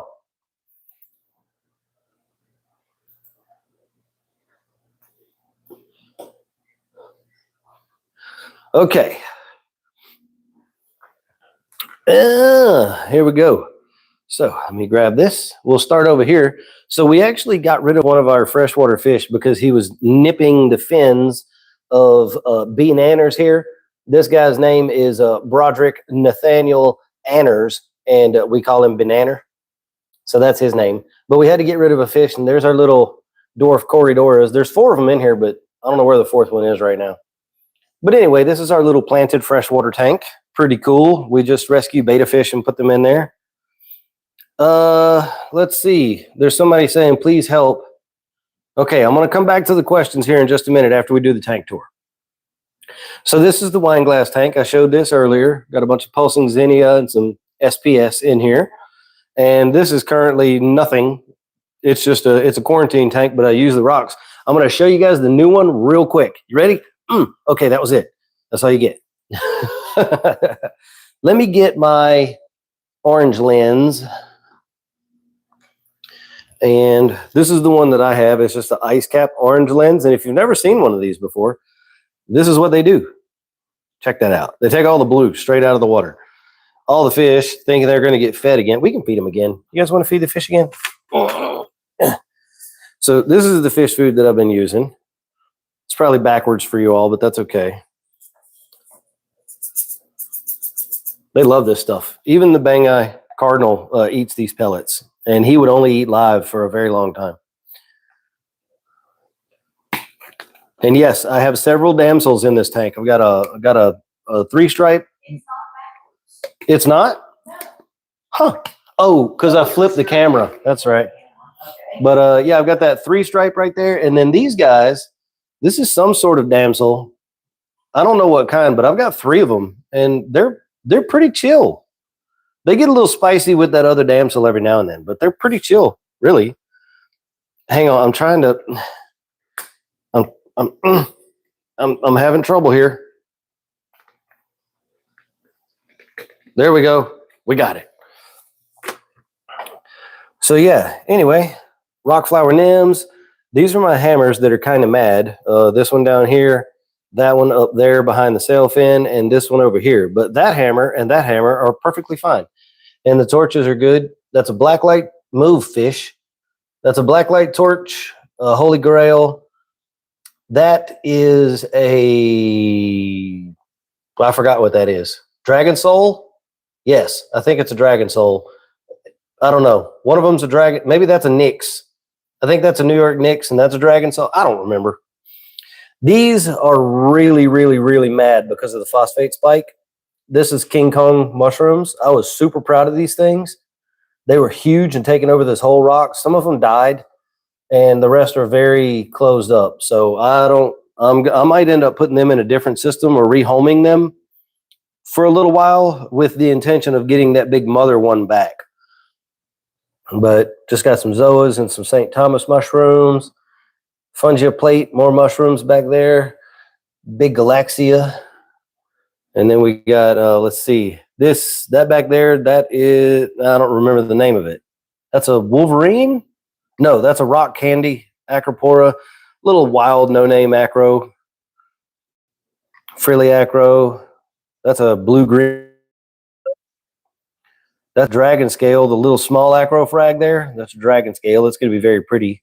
That's a Wolverine acro. It's going to be bright yellow with red polyps. Uh-oh. Put the camera on the lens. There we go. Got a Duncan. Wait, we're there. Wait. Sorry about the zoom, everybody. There we go. So anyway, there's my blood red shrimp. He don't come out very much. That's cool. Blue tipped acro. Oh, that one flipped over. Hang on a minute. I don't know who flipped that over, but I didn't see that until just right now. This has a little frag of the blue tip acro on it. That's a contraband digitata back there. Let's move this out of the way. Okay. Big pretty blasto. Micromusa. These guys are healing. They were getting hit with way too much par, so moved them down here. So they're healing. That's healing as well. That is an Australian gold torch. Very proud to have that guy. Pinwheel candy cane. Big, huge feather duster back here. That's some Walt Disney acro there. It's really starting to color up, pick up its pink. And a rainbow Pasillipora, I think. Frilly acro, pink bird's nest. This is an Acropora, slime ball, an Acropora. Pavona. That's a smooth skin acro. That is a Garf bonsai. Everything's kind of faded right now in coloration because of except this. That's interesting. So this was very pale white the other day, but now since the phosphates have spiked, it's darkening up. So that's very interesting. But anyway, that's that tank. And then this is the sea cardinal. I probably don't need that. Yes, I do. So it's got a little firefish in it and some snails, obviously. And there you could just see his little head poking out. A little watchman goby. He's got a pistol shrimp buddy down there. And this tank is recovering from a dinoflagellate outbreak. It had Ostreopsis, so it looks kind of crappy. Those are exosphere zoas that are going to go in the main tank as soon as I clean all the algae off of that thing. But yeah, this is the Sea Cardinal tank. This is an all-in-one. I'm a brand partner for Sea Cardinal. This entire setup is under $500. 22 gallons, comes with a skimmer, comes with a return pump, flow pump, heater, light, the stand, all of it is like $500. And then so if we take that filter off, we go back here, this is my fish room. It's always a mess because that's what fish rooms are for. And so this is a 40-gallon macroalgae refugium. The light is off because it's on a reverse cycle from the main display. That's my top off reservoir, and this is command central over here. These two, my main tank drains through here and goes in this sump, and then the refugium drains into here as well. And then all my dosing equipment, that's carbon. up there. I am running it right now because of the phosphate spike. I didn't know if that was going to have any negative effects, so I'm running some carbon, CO2 scrubber, 6 dosers, all the bottles for the dosers, hydros automation, which is a mess with wires at the moment. So anyway, that's the tank tour and the setup and all of the crap that's just everywhere. And yes, this is very dirty and covered in coralline algae. The water is super clear though. There's a clownfish in there. He's right there. He's loving life. It's very full of algae right now because of the phosphate spike and everything. So, but yeah, let's go back around here. I'm going to get a sip of water. And then we're going to get back to the questions. So everybody just hang on for me just a minute. Let me get a sip of this here water.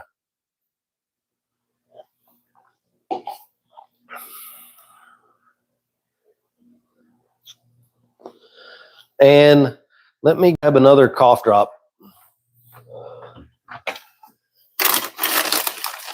Okay.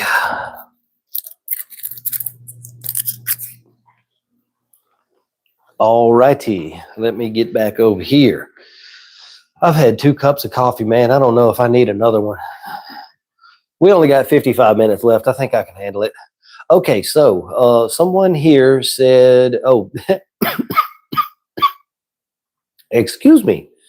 Sheesh. Okay. So please help. My alkalinity is at 11, although I don't dose anything. My salt, calcium, and mag is in the right range. pH, on the other hand, 8.15, sand bed, 70% silica sand, 30% crushed corals.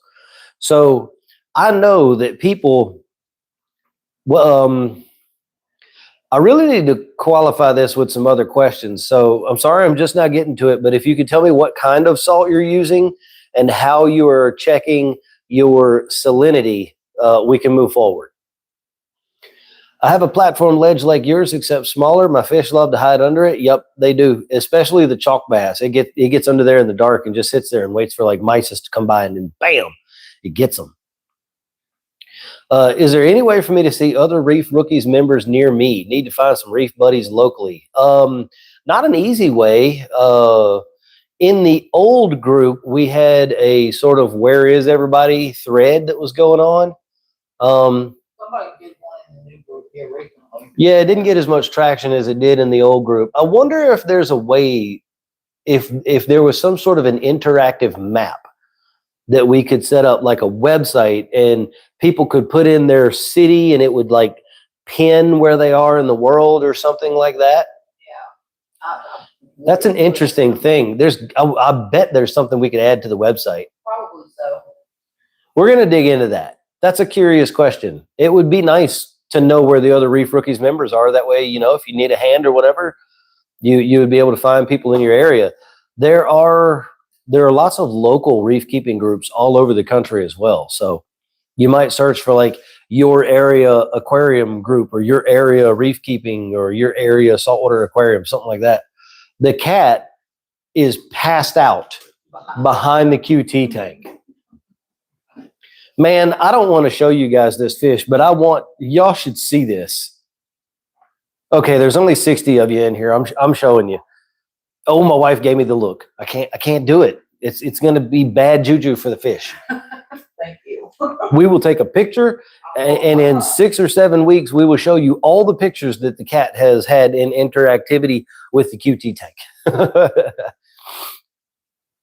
Okay, so Peter asks, wait a minute, where'd it go? Are they good schooling fish? Which fish are you talking about, Peter? Not sure. The black damsels, they do hang around with each other quite a bit, but I don't know if those are the ones you're talking about. I think it was. Yeah, I think so, probably too. Mike says the tank is coming along nicely. Thank you very much. Thank you very much. I appreciate that. Peter says, I found a snake locks anemone while rock pooling today in the UK. They can live in water from 10 degrees to 28. What do you know about them? I don't know anything about those. I've never even heard that name before, Peter. being that cool, it would have to be a cold water tank. It would not, you wouldn't be able to keep them in a normal tropical reef. So keep that in mind. I don't think they would do very well in a 76, 77, 78 degrees, like 35 C. I don't think they're going to do well in that environment. They're probably going to die. The police help guys, they're running Aquaforce Reef Salt and Hannah Salinity. That's true. I can't talk. Okay, so the person who was having the alkalinity problem, that Hannah salinity checker, I want you to get a different salinity measuring device. A lot of people have problems with that Hannah checker being wrong. So if your salinity is too high, that could be contributing to your high alkalinity situation. So just get either get a refractometer and some calibration solution, but the better choice would be a Tropic Marin floating glass hydrometer. They don't need to be calibrated. They are never wrong. They are literally made calibrated, and they cannot come uncalibrated. So I would recommend getting one of those, or something like a Milwaukee digital refractometer or digital salinity specific gravity checker, because a lot of people have reported that those Hannah checkers can be wrong. Aside from that, if you have crushed coral substrate, it is possible that that is dissolving and releasing carbonates into the water, calcium carbonate, and is spiking your alkalinity. I've had that happen to me before. In that 40-gallon that's in that other room, I had crushed coral in there. It was about a half an inch thick. It was like one layer of crushed coral. And even though my pH was 8.15, it was still dissolving. And eventually it took my alkalinity all the way to 15. Fortunately, and interestingly, during the time that it did that, I did not see any issues with my corals. In fact, I had some of the best, fastest coral growth that I've ever had when that tank was at an alkalinity of like 14, 15. But the corals were very brittle. They grew so fast that they weren't strong. So you could literally like just break pieces off so easy. A fish could swim by and break a piece off. So there's always trade outs and upsides and downsides. But check those things.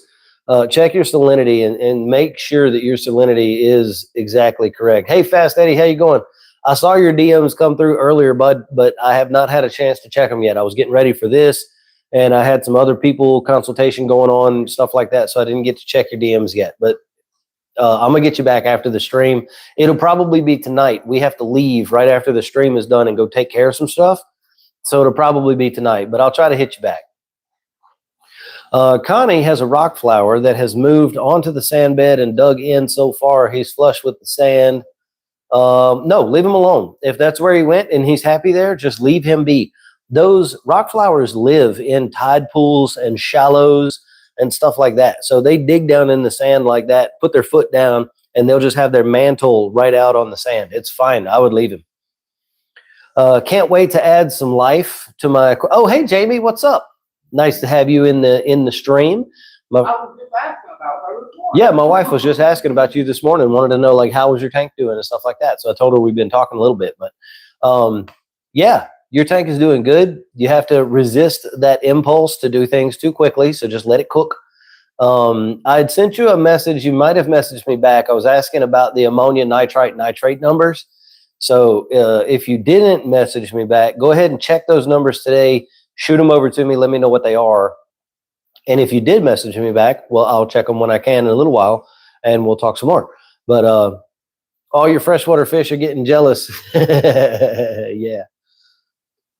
Please not black bucket. Black bucket is fine. I've used that salt extensively. There's one thing that I don't like about it, and it's that it has a propensity to precipitate if you mix it with the water already at 78 or 79 degrees.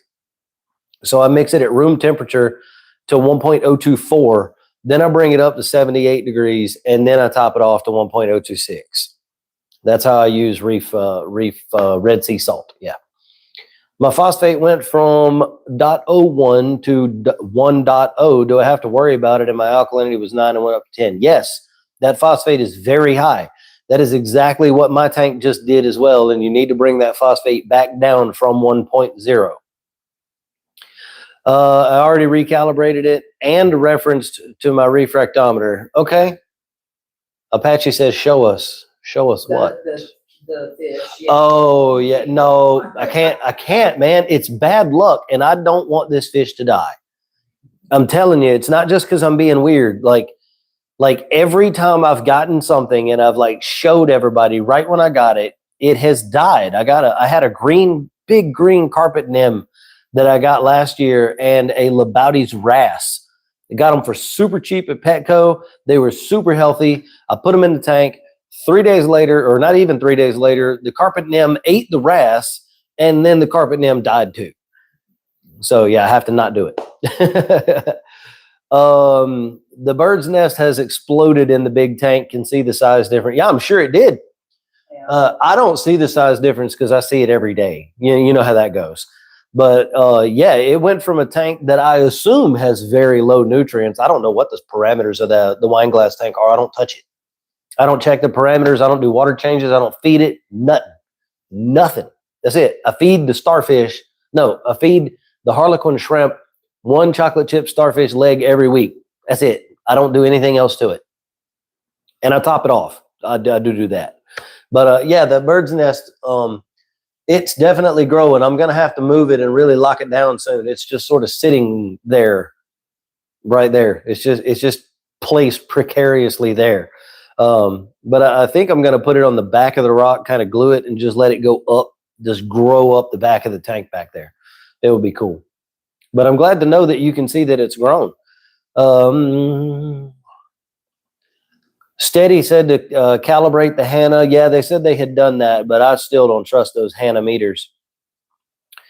What should I do to lower the phosphate? I would recommend. There's a lot you can do. Personally, I would use lanthanum chloride. That's what I'm using to do my tank with. If you haven't watched my most recent video, go watch it. But you have to dose lanthanum chloride slowly, manually, and carefully, because you can strip the phosphate out of the tank, and you can put too much lanthanum chloride in the tank and it could kill your fish. So you need to be very careful with it. I would recommend probably something less aggressive like Roa Phos or Fauna Marin P0.04. And run those in a media bag and just let them passively take the phosphates out of the tank. I'm raising my calcium because it was at 340, trying hard to raise it and keep it at 420. That's why my ACANs die in a week. It's possible that's why your ACANs died. I'm not sure. Tim says, I definitely live in the wrong part of the country. Petco, PetSmart look at you like you're crazy when you ask about saltwater or anything.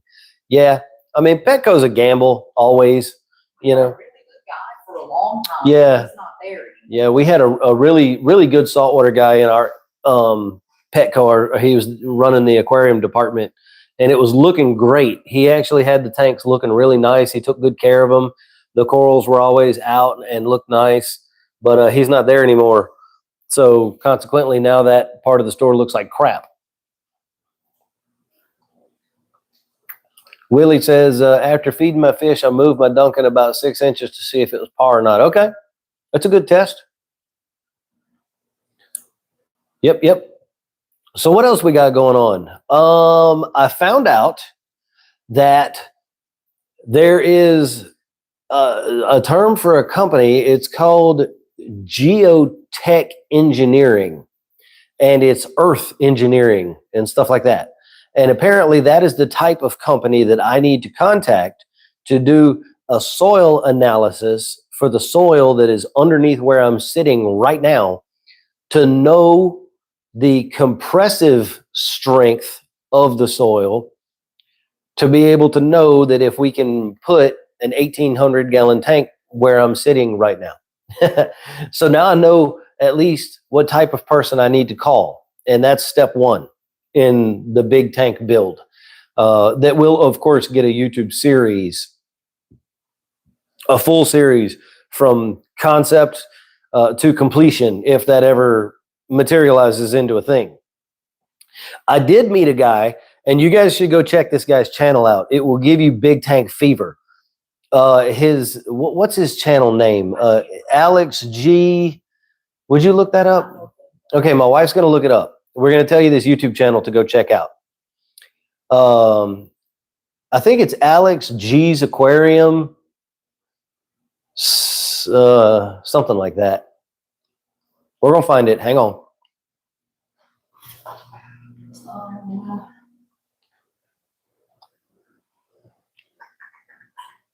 All of your search results are shorts. Yeah. That's weird. You want to log into? Oh, yeah. Oh, wait. No, I better not. I can't log into yours because I don't want to mess. Oh, yeah, that's true. You can't because dadgummit, man. Click here on videos instead of all.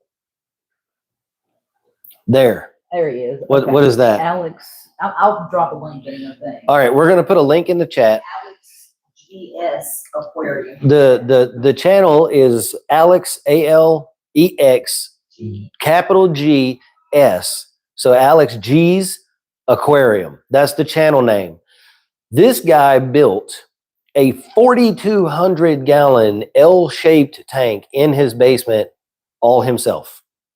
The bottom is all wood and plywood, and he got the glass from Joe at Glass Cages, and he built a 4,200 gallon tank. It's the longest length, if you look from the end down through the tank, is 24 feet long.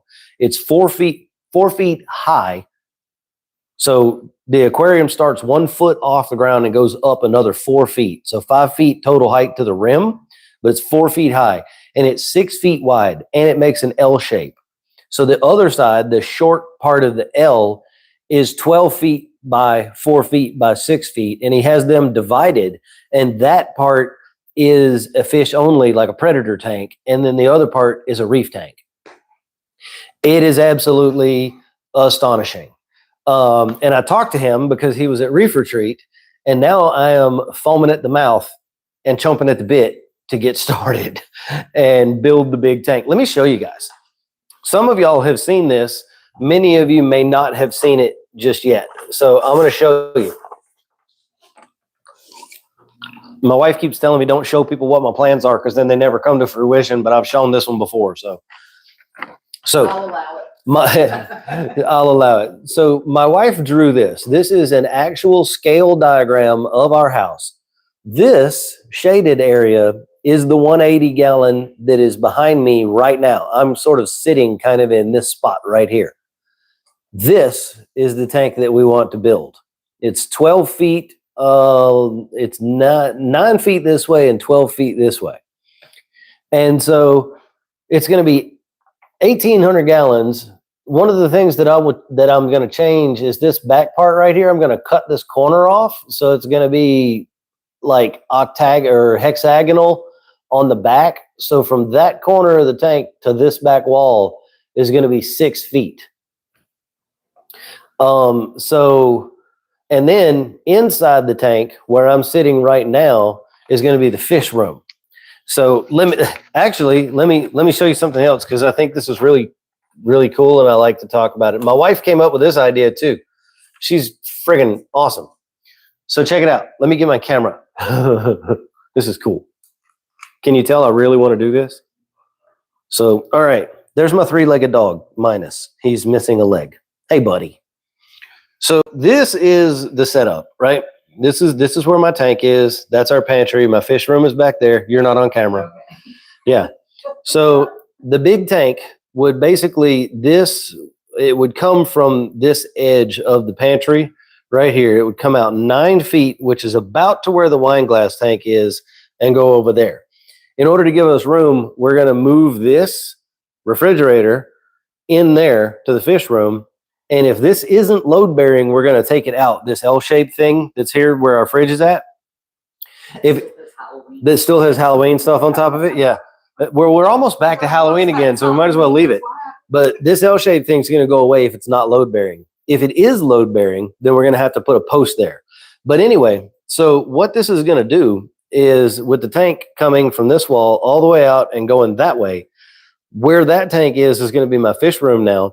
And the pantry door is going to be the door to go in behind and get into the fish room. Because if I come over here, this space is here. So that's the pantry. So we're going to cut this back wall out.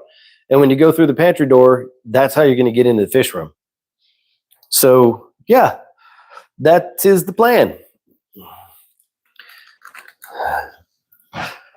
I don't know how we're actually going to do it. I don't even know if we're actually going to be able to do it, because I have to get the soil tested to make sure that it can hold up 20,000 pounds of aquarium weight. But yes, I would be building the tank myself. I'm going to do a plywood build. Well, plywood and glass, of course.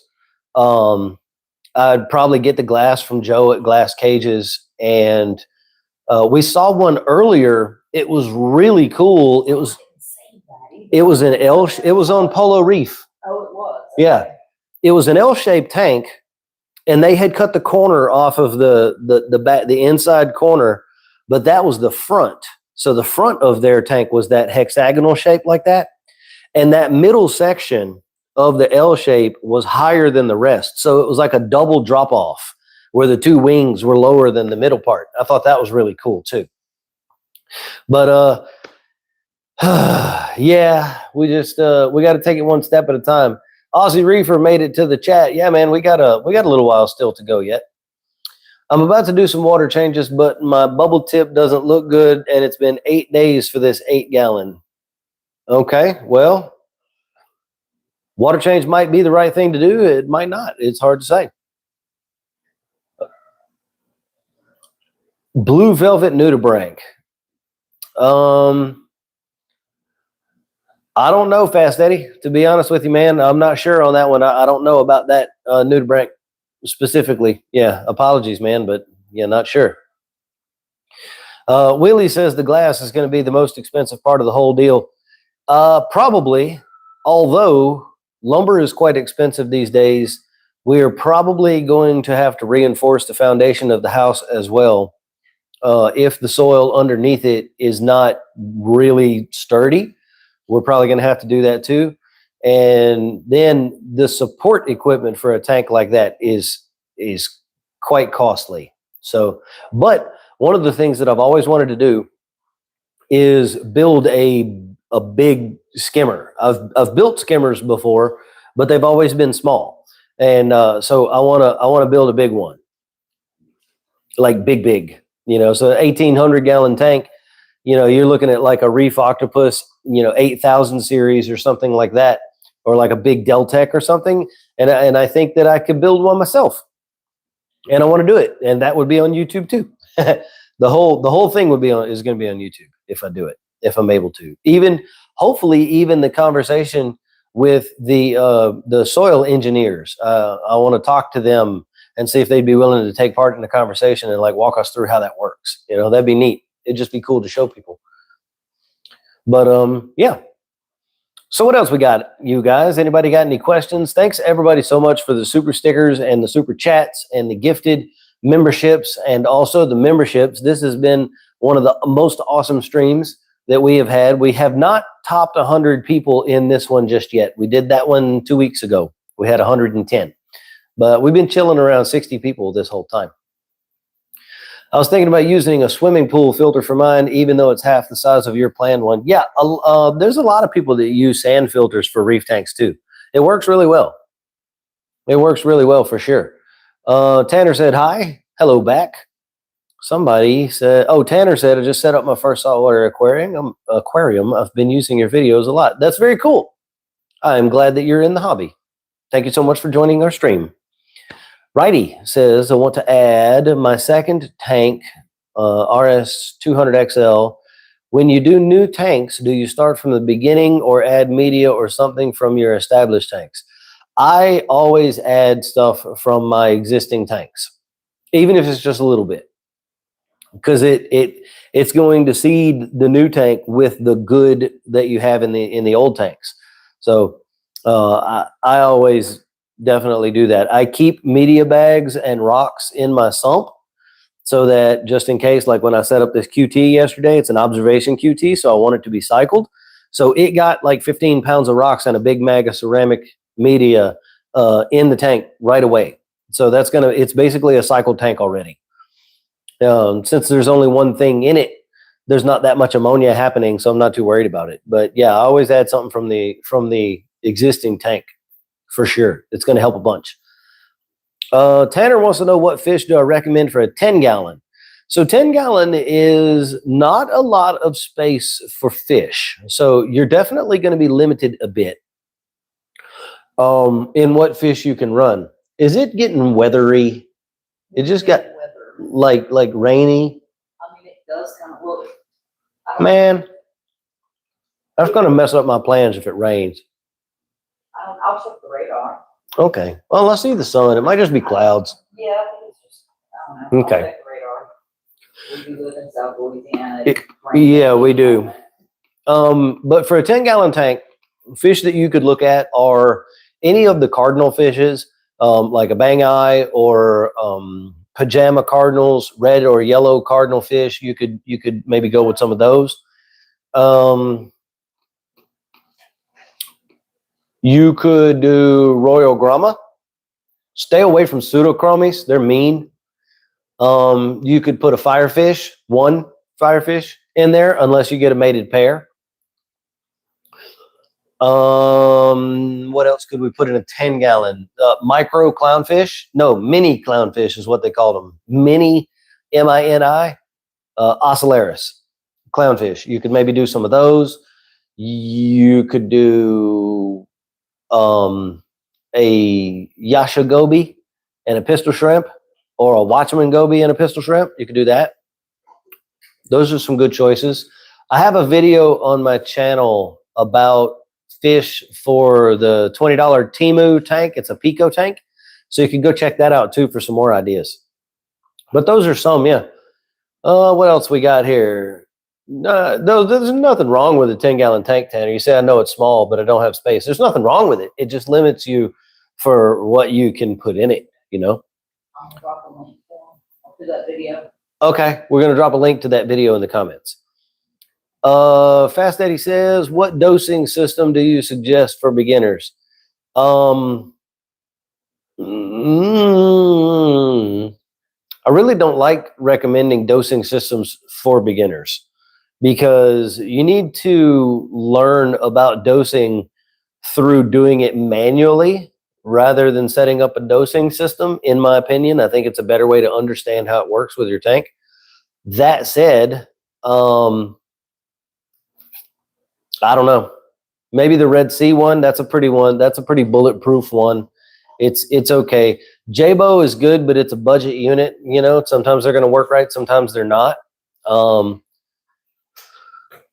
Camoer makes good dosers. That would be all right. There's a ton of them out there, and they're all basically going to do the same thing, right? It's just that you have to have the ability to be able to calculate how much you want to dose and program the doser and all that. But they all basically work the same way. Let's see. For a 90-gallon tank, what size aquarium should I use to make my sump? Going to get one of the DIY sump kits. I would probably just do a 20 long. That's a pretty decent size for a 90. I mean, you really don't have to worry about it being a perfectly matched size, like 90 to a certain amount of gallons or anything like that. You don't have to worry about that. As long as you have enough space down there to get all of your equipment that you want to put in your sump in the sump, then you're really good to go. Yeah, 20 long, or maybe, I mean, I've seen people do them out of 40 breeders, but that's kind of a wide footprint, so it makes it a little difficult. I don't know if they have a baffle kit, a DIY one for that. Yeah, I would probably just go with the 20 long. That's going to be the easiest thing to get. You can pick them up just about anywhere. Anywhere that sells fish tanks usually has a 20 long laying around. 30 minutes to go. Cool. Good, because I'm getting tired. Recovered from cyano a month ago due to zero nutrients. Now I dose nitrates and average about 12. Phosphate is at 0.05. Sand is turning red again. Not sure what to do. So nutrients is one reason that cyano, and this really applies to everything bad that we don't want in our tank. Nutrients play a role, but they're not the only role. Diversity is the game changer that really makes things stay gone, right? So having a solid cleanup crew, snails and hermits, and a mixture of species. A tank with nothing but 100 nacerious snails that only stay in the sand isn't going to stay clean. You need stuff that goes up the glass and stuff that goes on the rocks and things for the sand and things for all the places, so a mixed up cleanup crew, lots of different species, approximately one per gallon, especially having top hat trochus and nearite snails and ox tongue nearites and all the different species of snails. Go to reefcleaners.org and just look at all their cleaners. Most of them are going to be a good choice. In addition to that, copepods and amphipods and bristleworms and all that kind of stuff are all things that we want in our tanks, because as they're moving around, picking and cleaning and whatnot, they're also sort of brushing things off of the rocks. They're consuming different filamentous algae and all that kind of stuff. So just building up your biodiversity in the tank is going to be very important too. So dosing some copepods, throwing a little live phyto in there every now and then, adding corals and stuff, getting rocks from other existing tanks that look good. Take that rock, put it in your tank, take some sand from that tank, put it in your tank, but build that diversity in the microbiome up higher, and you're going to have less problems with those bad, ugly things. So I hope that helps. All right, let's see what else we got. I respect you so much. Well, thanks, Hanks. Thanks, Hank. Oh man. But yeah, I appreciate that, man.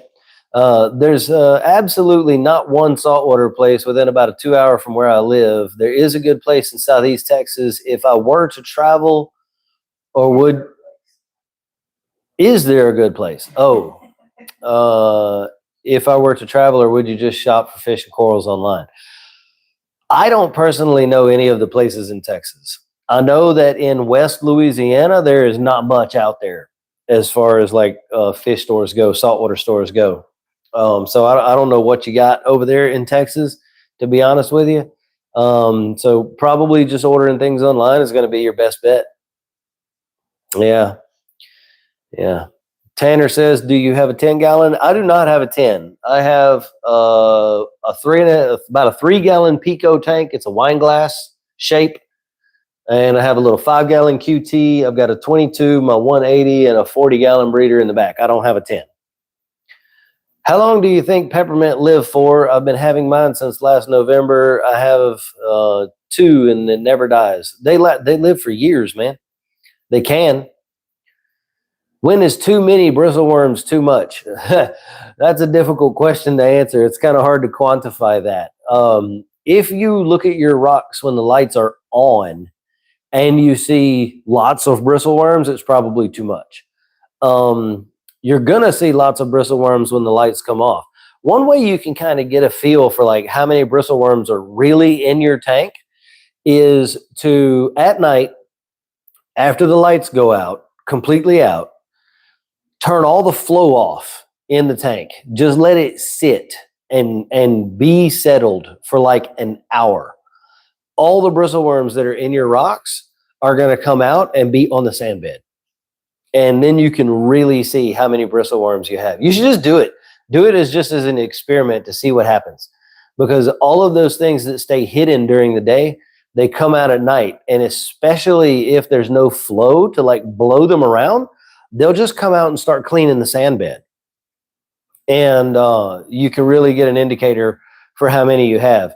It's also a good thing too, so that you can look at them with a flashlight and you can see if any of them are fireworms. And then you can take the fireworm out. Not with your fingers, with tongs or a worm trap. Yeah, don't use your fingers. You would immediately regret that. By the way, one of my tangs sliced me open today. See that right there? And also that little red dot and that little red dot, he speared me with his scalpel. And that's why they're called surgeon fish. So that was cool.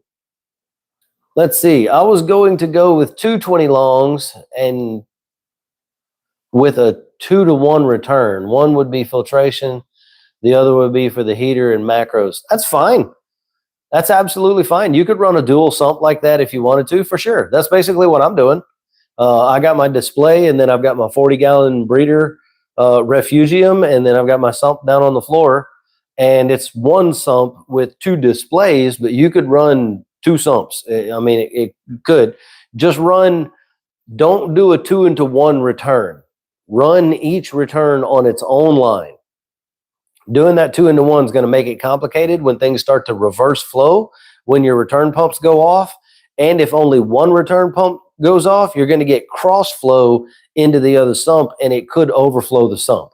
So 2 return pumps, 1 for each sump, with their own dedicated lines running up to the tank. Don't hook them together.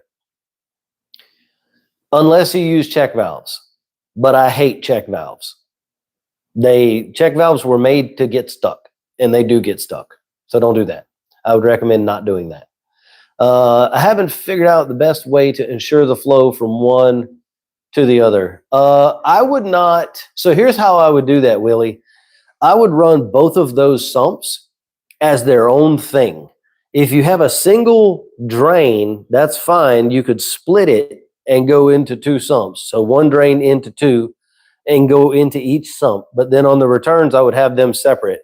The better thing to do would be to have each one separate. So 1 drain into 1 sump with a return pump back to the tank like it's its own thing, and then the other one the same way as its own thing. Excuse me. All the water is eventually going to make it through the entire system, so it's all going to work together as one system anyway, even if the 2 sumps are completely separated. I've run it like that. I've run many tanks like that before. I even had a tank once before where my refugium, it was a 45-gallon tall, and I had a refugium, a 5-gallon, on a shelf on the wall above the tank. The little 5-gallon was drilled, and I used the main display as the sump. I had a little pump in the main display that pumped up to the 5-gallon, and then it gravity overflowed back into the main tank. And I had algae up there. So I would recommend always keeping it separated. Well, does 3D printing wind turbines for the reptile room that's on solar already? Might incorporate the same for my tank. It's already on. Okay. Yeah, that sounds like a cool project. Tanner says, the reason I ask is I would really like you to do a full video on a 10-gallon because I don't trust anyone else. So all of the basic same principles are going to apply, whether it's a 10-gallon tank or it's a 5,000-gallon tank. The basics are the same. The only difference is the size of the equipment and the animals that you can fit in that space. Everything else is exactly the same. So if you watch a tank video, somebody setting up a 75-gallon tank, and they set it up and they put a skimmer and a heater and wave makers and stuff like that. It's the same thing for your 10-gallon. It's just going to be the equipment's going to be a different size, and what the animals that you can put in it are going to be smaller. That's the only thing. I can't really think of things are going to move a little faster. With like nutrient consumption and stuff, your parameters are going to move faster in a 10-gallon than they would in something like a 180 or 200 or something like that. But as long as you keep an eye on it at least a couple times a week for the first 6 months, and then like once a week after that, it'll be fine. Tim says, be prepared to freak out. What am I freaking out about? What's about the bristleworms? Oh, the bristleworms? Yeah. It's there's going to be more than you thought you had. Cody says, so I'm battling Ostreopsis with an 18-watt Jabo Pond UV. Just not sure how much flow needs to be going through, or if I'm doing too little or too much. There's nothing anywhere about flow rates. Yes, there is. There is information about flow rates, but the reason that you can't find any for that UV is because it's a pond UV. So it's technically a UV clarifier, not a sterilizer. And that is actually 2 different things. 18 watts is very, very, very low wattage for Ostreopsis. The general guideline for Ostreopsis is 1 watt per every 3 gallons of tank. But that's unattainable for some people. That's because it becomes so expensive. So you're going to have to run the flow through that device really, really, really slowly.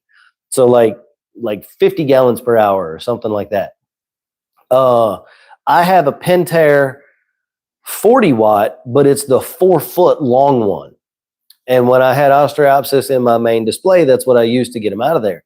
So even though my watts per gallon was not up where it needed to be, the flow was only about 100 gallons per hour. So it took that water to get from the bottom vertically all the way up to the top of my UV, that 4 foot of space. It took it like several minutes to go through there, right?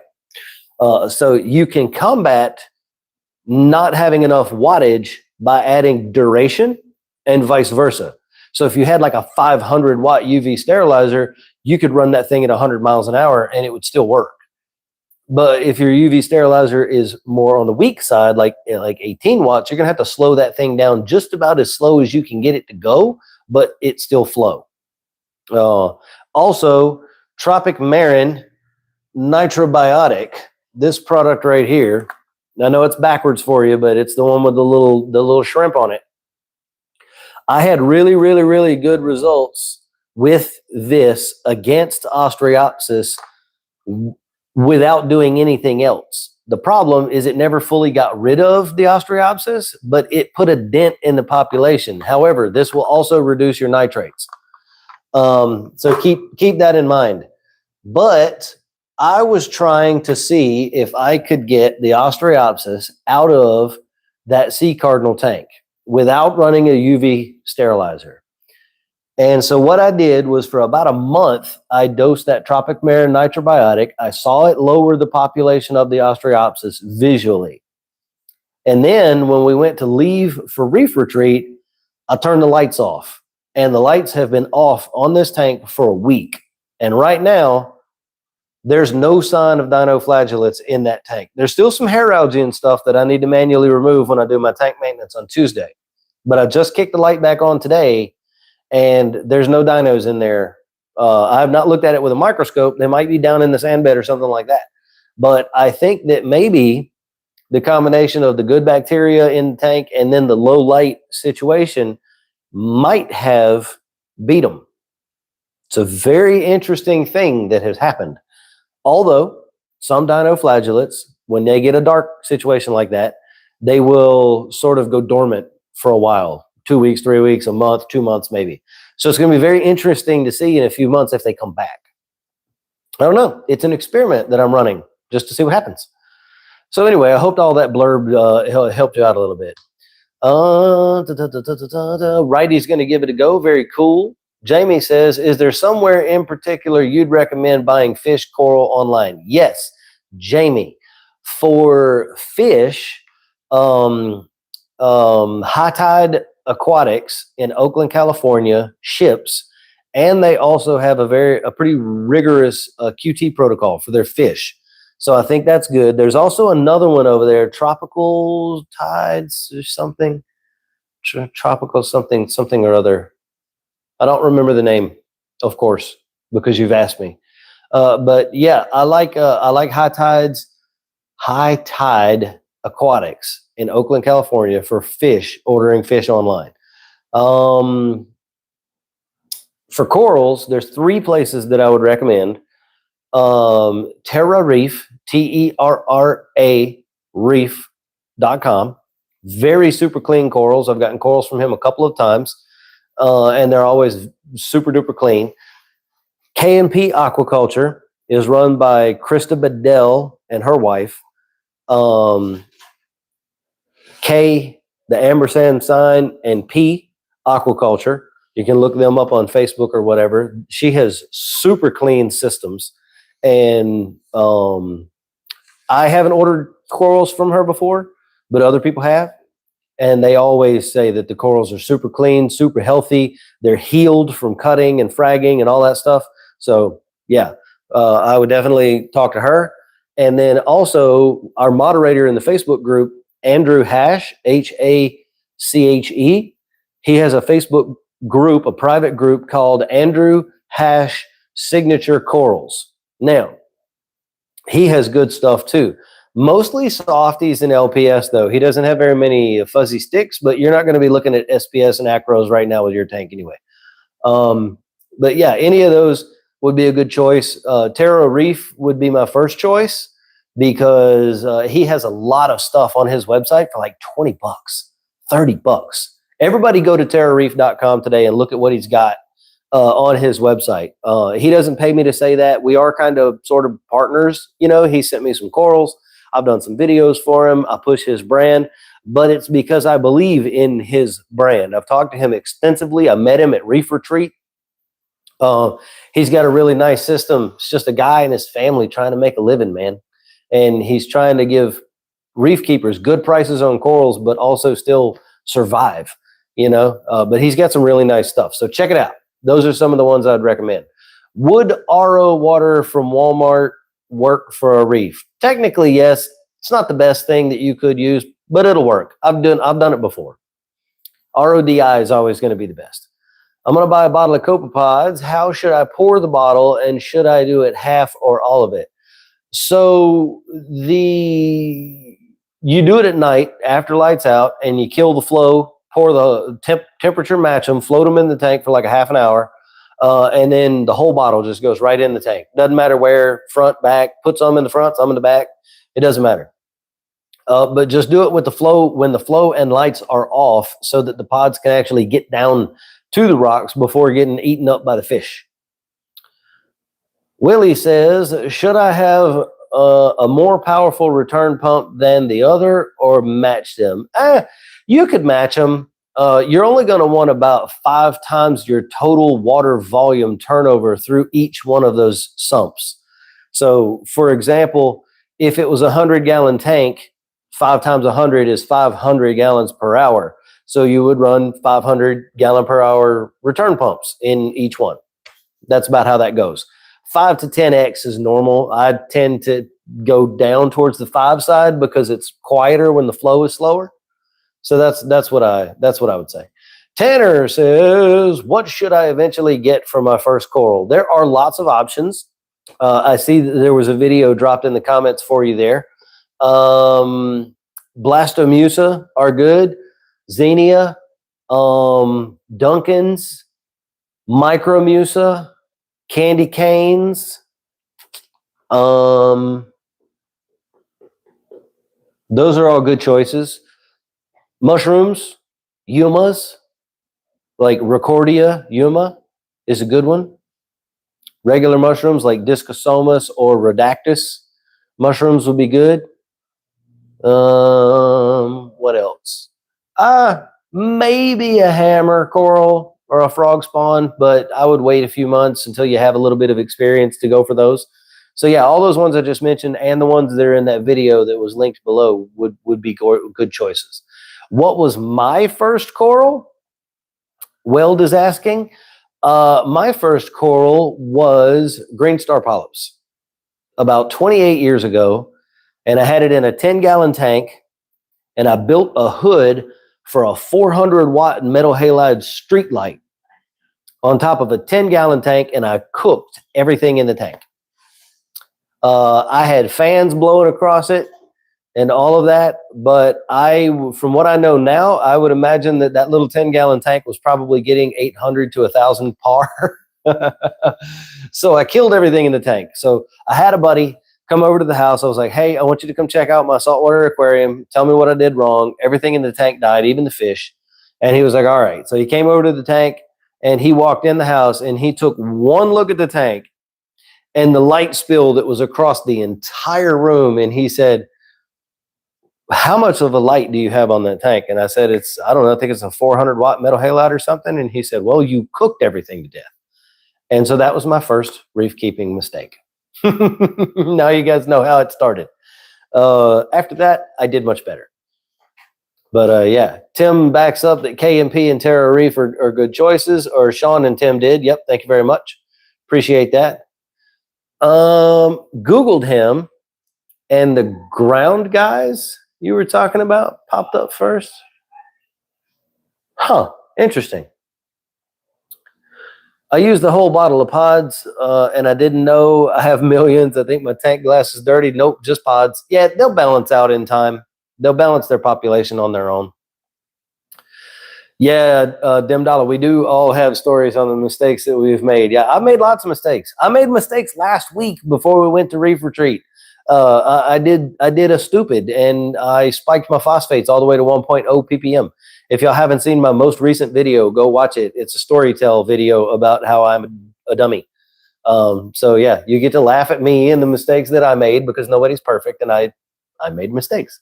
So yeah, anyway, Tanner is looking at zoas or mushrooms. Those are fine. Just make sure that you're actually looking at zoas and not pallies. Pallies I would not recommend for a beginner. They have toxin. Okay, here's the disclaimer. All corals have some volume of toxin in them. Pallies have more than most corals. That's why it's called toxin. So don't get palithoa. If you're going to get some zoas, get actual zoanthids. Make sure you get the people you're buying them from to be specific about that. But yeah, zoas and mushrooms, that's a good way to start for sure. Let's see. The admin from Max Dino Support is the one who recommended the 18-watt J-Bow for the 40 breeder. So what's 40 divided by 3? I can't do math. 40 divided by 2 is 20. 4 divided by 3, 13, 15, 16. So yeah, it's about right. 18 is about right. So, excuse me. So yeah, with that being said, that gives you about 1 watt per every 3 gallons. So you're right there on the power. So yeah, just run that thing as slow as you possibly can and still have water flow, and do the Tropic Marin, the nitrobiotic as well. And I think that'll probably help a lot. Let's see. Willie says, so get a pump rated higher and turn it, whoops, hang on, lots of stuff going on. So get a pump rated higher and turn it down to where the 5X would be. Yes, do what you said. Go with a bigger pump so that you can turn it down so you're not running your pump at 100% all the time. But I don't think you need to go as high as double. I would probably get like a 650 or a 700 or something and run it about 75%. I mean, you definitely could do a 1,000 gallon, gallon per hour, a DC pump. Don't go AC, get a DC. 4 minutes, everybody. So we're going to answer these last few questions, and then we're going to have to get out of here. We got somewhere to be. But yes, go with a little bit of a bigger pump so you can turn it down. Let me get through these a little bit quicker. Mysterious says, I have SPS, LPS tank. I can't. Can grow LPS. I can seem to grow LPS, but SPS are taking off. I'm also doing the MS method. I can't figure out why. So you give your parameters below. Okay, so we'll check that. Tanner says real zoanthids. Yep. Sean says Andrew Hash has great corals. He does. Fast Eddie says, nice, thanks. Came out of the fish store, got some Zoa copepods. Want a bag mop? I have no idea what you just said, dude. I'm sorry, but I don't understand what you're trying to say there. Mysterious. Okay, NO3 is 10. Good. PO4. Okay, is Mysterious. Is your phosphate 0.15 or 1.5, or did you somehow get it up to 15? There's no dot there. Alkalinity is 8.3. Okay, 0.15. Good.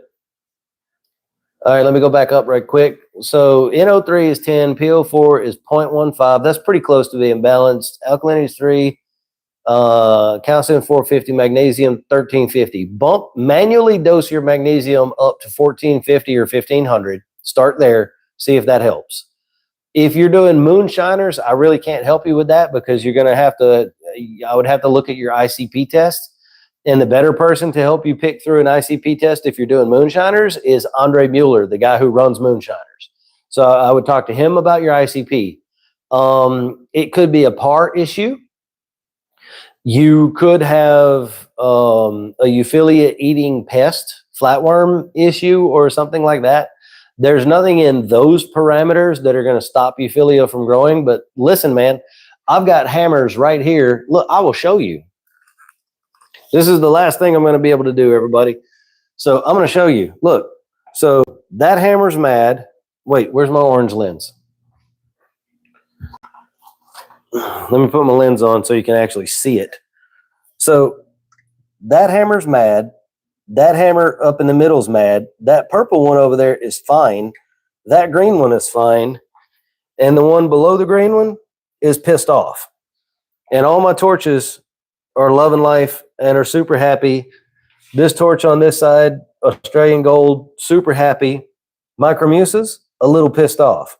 So there's not always an exact reason why something isn't doing well in the tank. Sometimes it's very, very difficult to nail that down. I know people who have mixed reef tanks but cannot keep micromucin in them because they just won't survive for some reason unknown. So it's hard to say. But Mysterious Reef, if you want more information or whatever, I do one-on-one consultations. We can go through your whole system. We can pick that out. Y'all can find all of that information on the website, reefrookies.com. Fast Eddie sending me pictures. Tanner says, thank you. I stream every Sunday from 1 to 4. So make sure you guys are subscribed to the YouTube channel so you don't miss my videos and stuff too. And we always stream like this every Sunday from 1 to 4 Central Standard Time for the U.S. Another live stream, another great live stream. Thank you, Tim. Appreciate you. No pests. You got 2 XR30 Gen 4 and a 3-foot tank. Check your PAR. Check your PAR where your LPS are. You might have too much PAR going on in that tank. Live rock from Petco, safe to use. I would probably not do that. It depends on the Petco. If it looks clean, maybe. But that's a real big maybe. All right, everybody. That is all I have time for today. We have actually gone past the 3-hour mark. My voice is getting really tired, and we have somewhere to be. So we're going to call it. Thank you all so much for hanging out with me. Thank you for the super chats, the super stickers, the gifted memberships, and the other memberships. Remember, respectfully is the name of the game. We're going to reef keep respectfully, and we're going to change this whole mindset of treating people like crap in this hobby. Anyway, we'll catch you guys in the next one. Bye. Boop. Ooh.